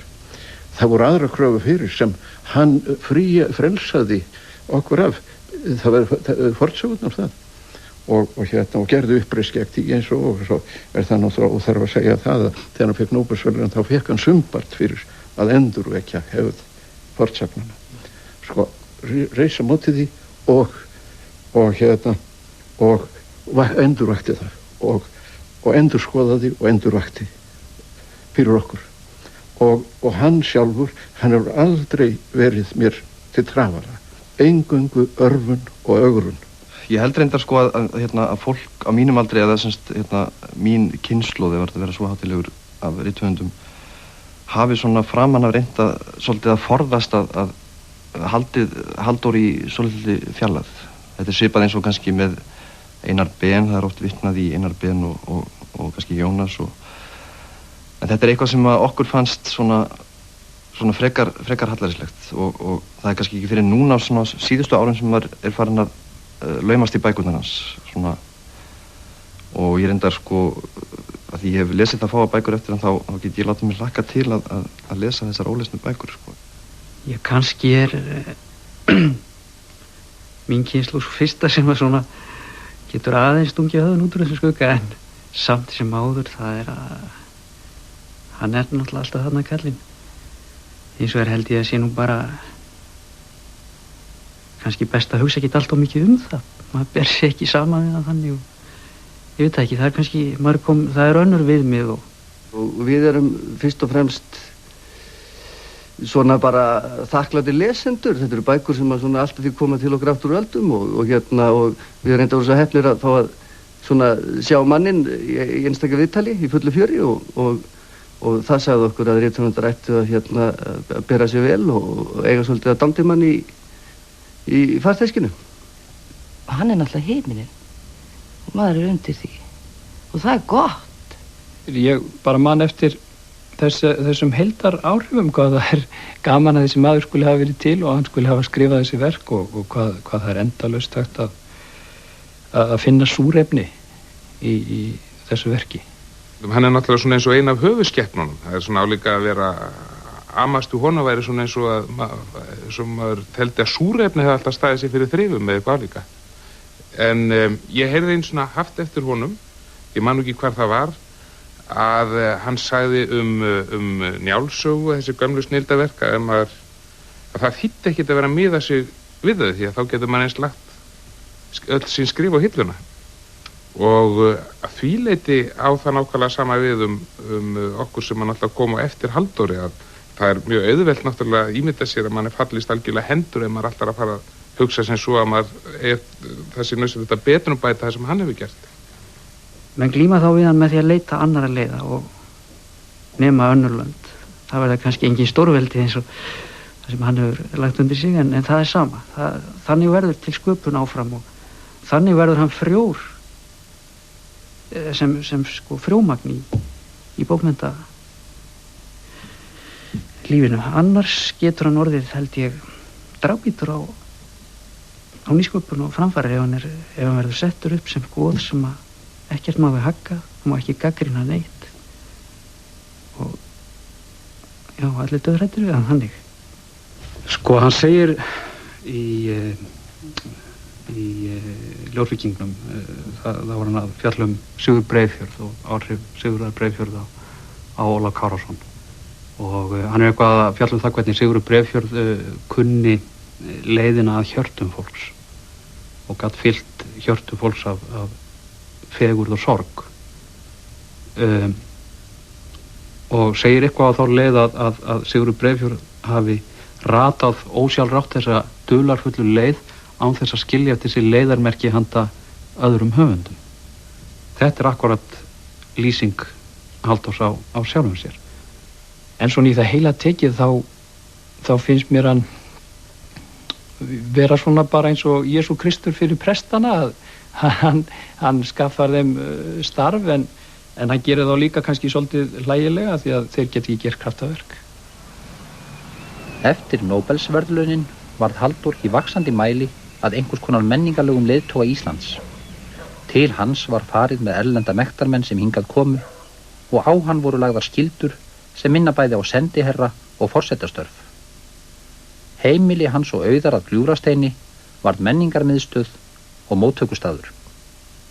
Það byrjaði á því að við fórum að hafa hérna tónleika og mest voru hérna 82 og þetta stóð í mörg ár og svo var Halldór hana fyrir Mýr og þá komu Mýrar menningar eða rússar og þetta hús var stökkpallur þessara manna út í heiminn.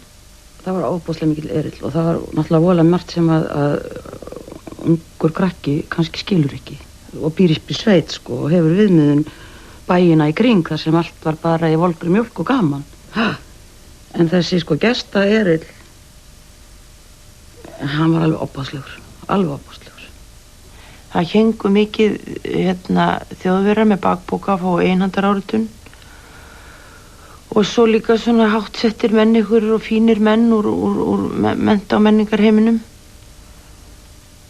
Og þetta var til þess að maður var svolítið andþjóðfélagslegur orðin því að maður við systur þoldum þetta illa og fórum í burtu og því að þetta var stundum of mikið og lagðist mikið á mömmu því að hún varð að vera allt í öllu.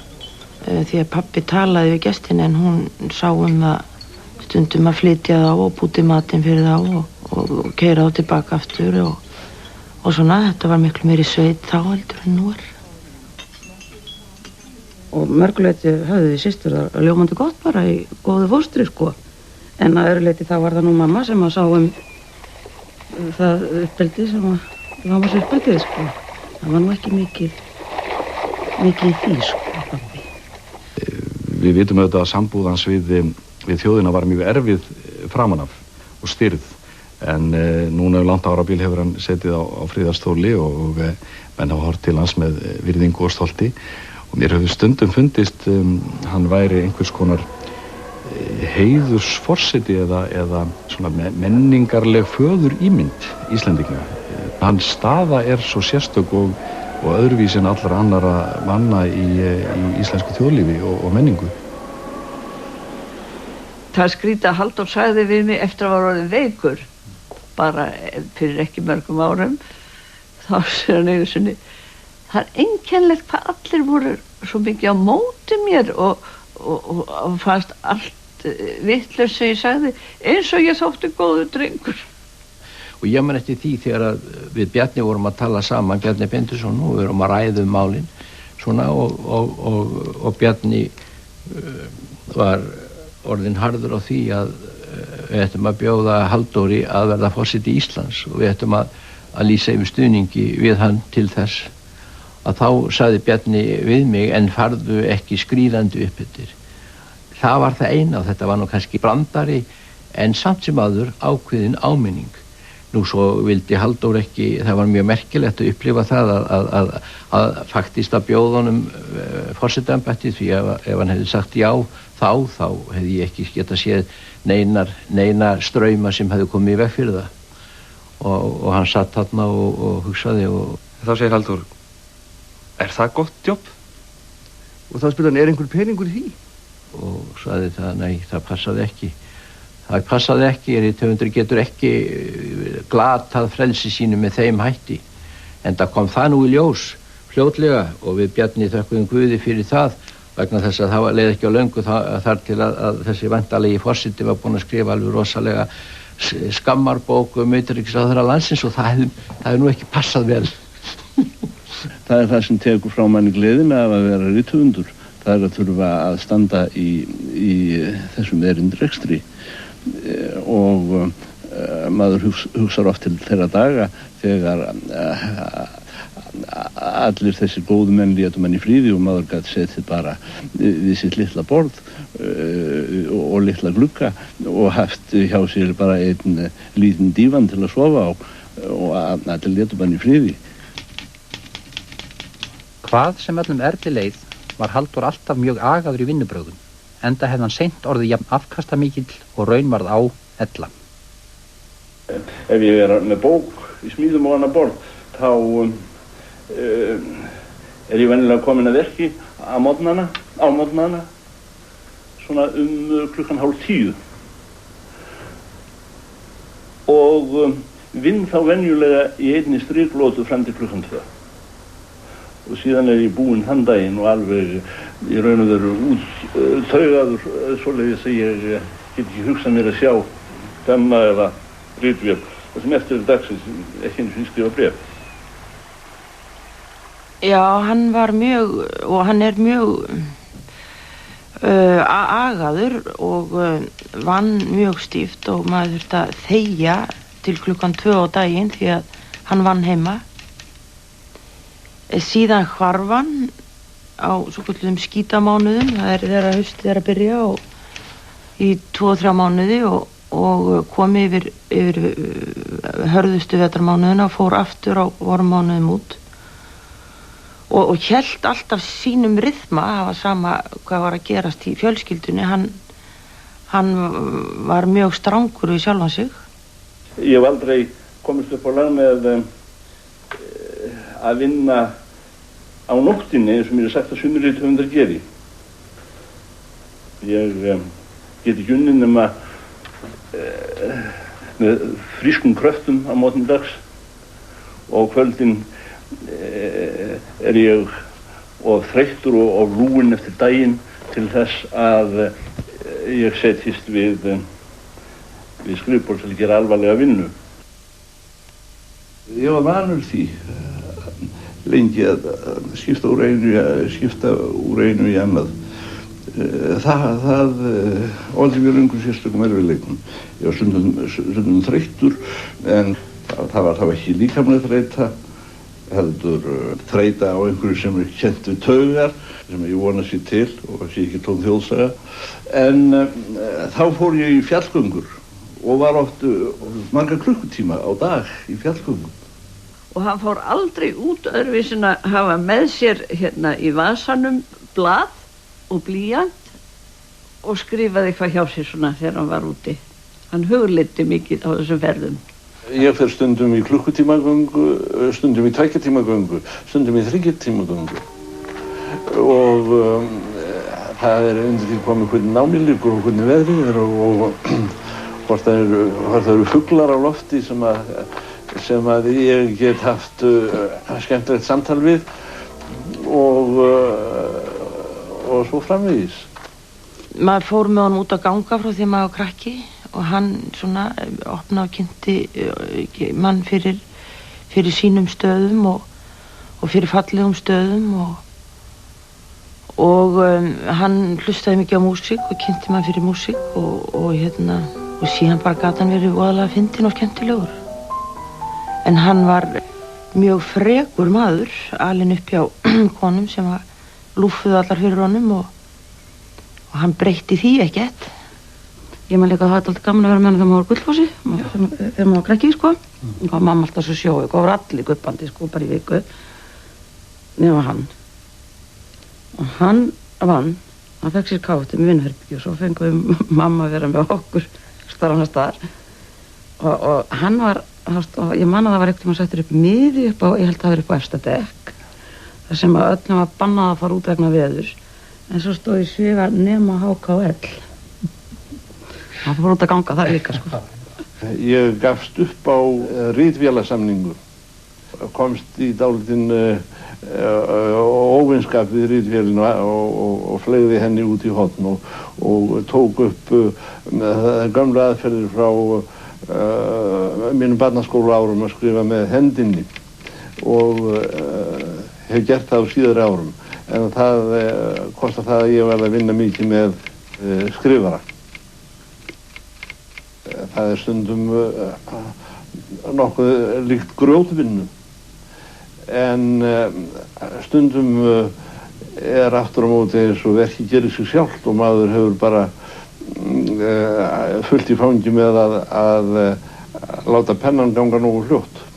Halldór var þannig sko að það truflaði hann ekkert og hann bara læsti uppi ef því var að skipta og hann treysti mér alveg til þess að sjá þetta og bara kom ekki nálægt fyrir hann kom bara eins og gestur.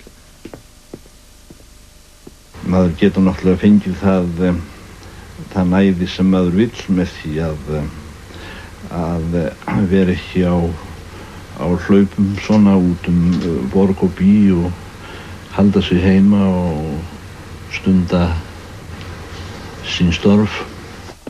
Skáldsagnahöfundur getur þó ekki bara lokað sig af.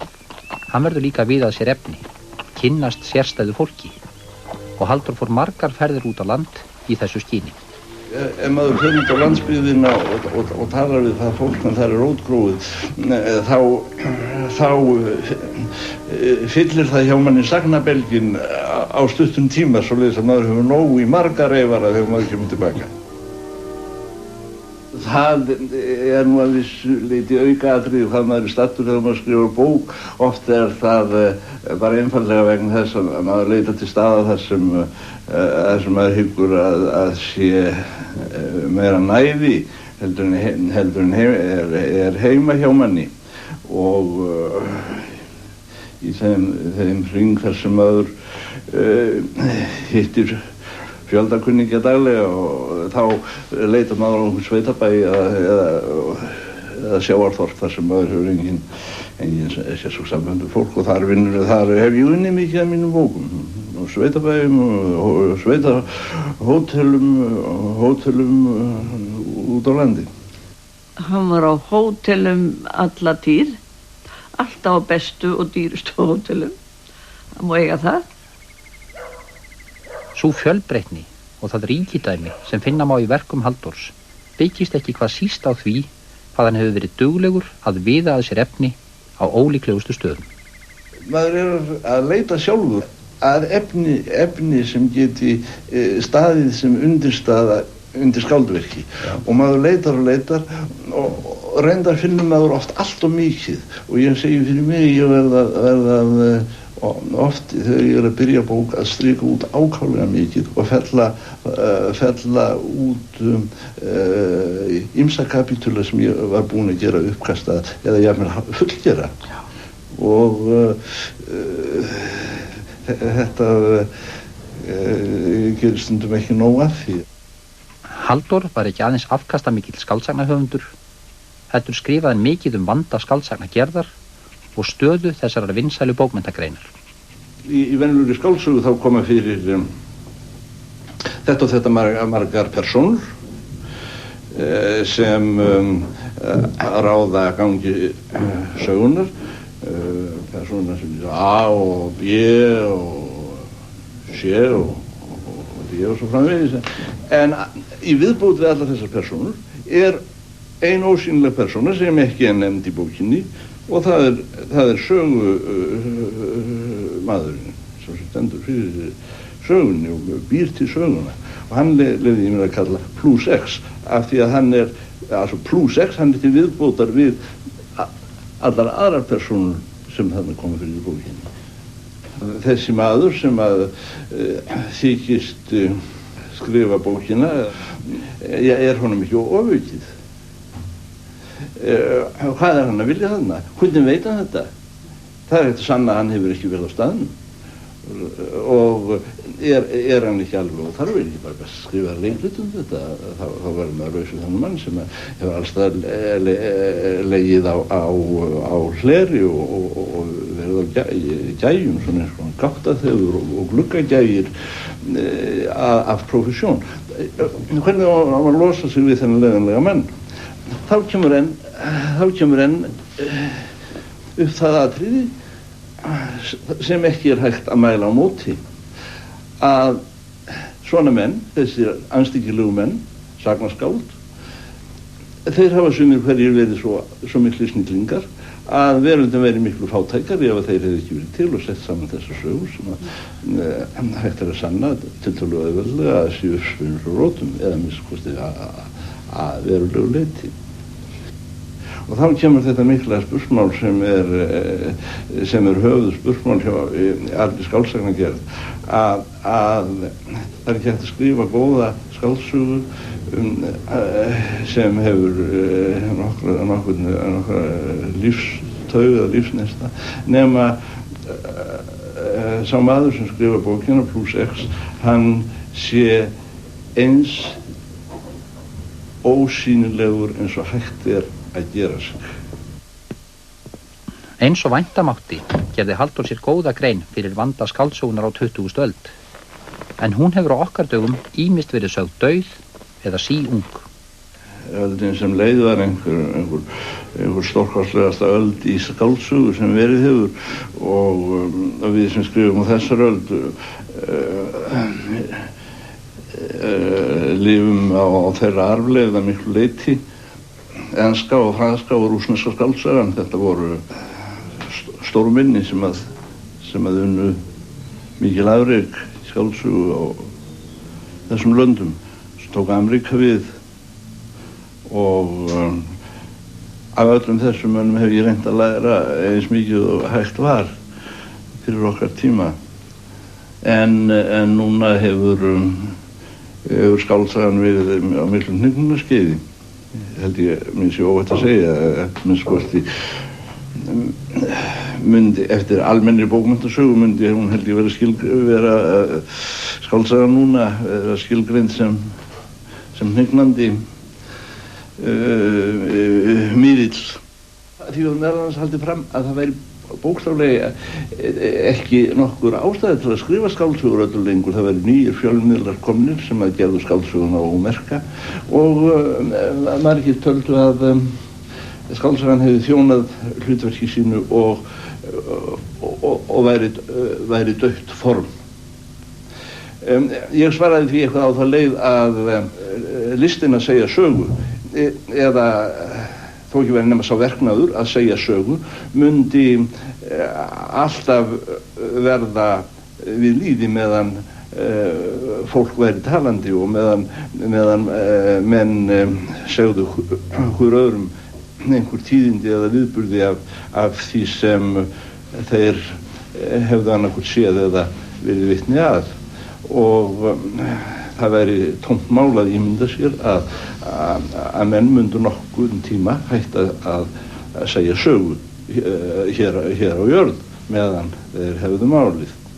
Skylda rithöfundar að skrifa það sem hann býr í brjósti. Alveg sama ef hann vil brenna upp allan heiminn þá var hann að skrifa það.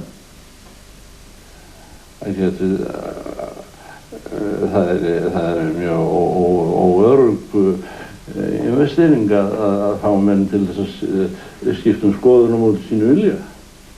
Maður veit ekki hvort fjandað þetta eitthvað búið að gera. Að það er ekki hægt að skipa mönnum fyrir verkum út í frá þegar þeir eru að fara að skrifa eða semja. Þeir verða að gera svo vel og gera það upp á eigin spýtur og upp á eigin reikning og það að skrifa, það er eiginlega nokkuð svona prívat jóga sem að enginn getur hjálpað manninum í ekki einu sinni bestu ritdómarar. Heldur verður hann að leysa það af hendi sjálfur. Sögur Halldórs Laxness virtust vekja athygli fyrir allt, listrænan búning, boðskap og jafnvel stafsetningu, en þar fór Halldór nær alla tíð sínar eigin leiðir. Það hefur axlað svolítið til að ég fann mjög snemma að svo mikið konstrúerað og gerðisnetta stafsetning sem fyrirskipti í skólum, hún væri óbrúkleg fyrir minn stíl og mína hugsun. Svoleiðis að ég reyndi að ryðja burt þessari yfirbyggingu af skólakennaranásensi sem stafsetninginu full af og komast nær svona eins og sveitamenn skrifa eða kunni ekki stafsetningu. En ef maður tekur bréf eftir bónda frá 19. öld og prentar þar, þá var fullt orð meira eða minna vitlaust skrifað. En málið á bréfinu er samt klassist. Það er að taka hvaða bréfi til hvaða bónda sem er frá 19. öld og prenta það er klassist mál. En stafsetningin er bara, eftir tilfinningu eða þess maður sem skrifar hverju sinni. En alveg þveröfugt við þessum núna. Nú skrifa allir nokkurn veginn rétta stafsetningu, einhverju klúður stafsetningu sem hefur verið búin til hér fyrir skólana. Alveg mér er við að segja vindþurrkuðum málfræðingum og hún passaði ekki við minn hugsunarhátt. Ég hef ekki getað skrifað mínar bækur með þessari þessari skólastafsetningu sem hér er kennd. Það voru allt aðra bækur og ég sé að menn eiga mjög erfitt með að skrifa almenna blaðagreinar og fréttir í blöðunum með þessari stafsetningu sem er kennd hér í skólunum. Hún er svo þunglamleg. Ættum við þá bara að taka upp þann hátt að svo skrifaði hver sem honum sýndist og hjálpil? Já, það má gefa einhverjar grundvallarreglur en ég tel að mönnum sé alveg frjálst skrifa að þeirri stafsetningu sem þeir vilja, það kemur öðrum mönnum ekkert við, það á ég að hafa einhverja stafsetningu á opinberum ritum og því sem er gefið út á stjórnarráðinu og svolítið stofnunum. Öll mín verk að minnst að frádregnum mínum frumverkum sem unglingur, þau eru nákvæmlega rannsökuð og hvað maður að segja, gagnrýnd af þeim mönnum sem að ég fann hæfast til þess starfs. Ég hef alltaf unnið í sambandi við málfræðinga og aldrei sent frá mér neitt verk sem mér ekki var samum nema að ráðgast við marga menn. Það eru þá margir búnir að lesa handritið áður en það fer í? Já. Það er að segja, kannski ekki, ég á við þegar ég segi marga menn, það er gegnum tíðina. Þeirra eru dauðir og aðrir eru horfnir eitthvað annað og ég hef ekki samband við þá en ég hef orðið að sjá eftir mörgum mínum bestu gagnrýnendum fara af þessum heimi á undan mér og stundum að mér finnst það svona dálítið verskjaldaður uppi. Alveg eins og ég. Það er líklega þannig með flesta skáldsagna-höfunda að það hefur verið smíðað innan í þá dálítill hópur af skáldsögupersónum sem að nokkurn veginn samur og jafn. Það er alltaf sömu persónunar meira eða minna sem undir nýjum nöfnum eru að koma fram í skáldsögum sama manns hvað sem hann skrifar margar. Ég er engin undantekning frá þeirri reglu í mínum bókum munu koma fyrir margar persónur sem eru líkar hver annari frá bók til bókar. Ég get ekki búið til sögum fólk, einhver lifandi ósköp af fólki.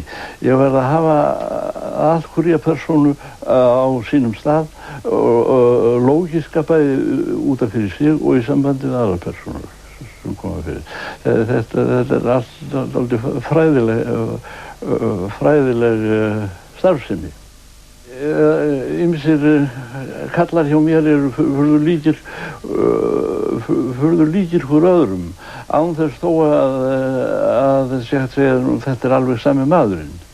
Sko það er hópurinn sem er innbyrðis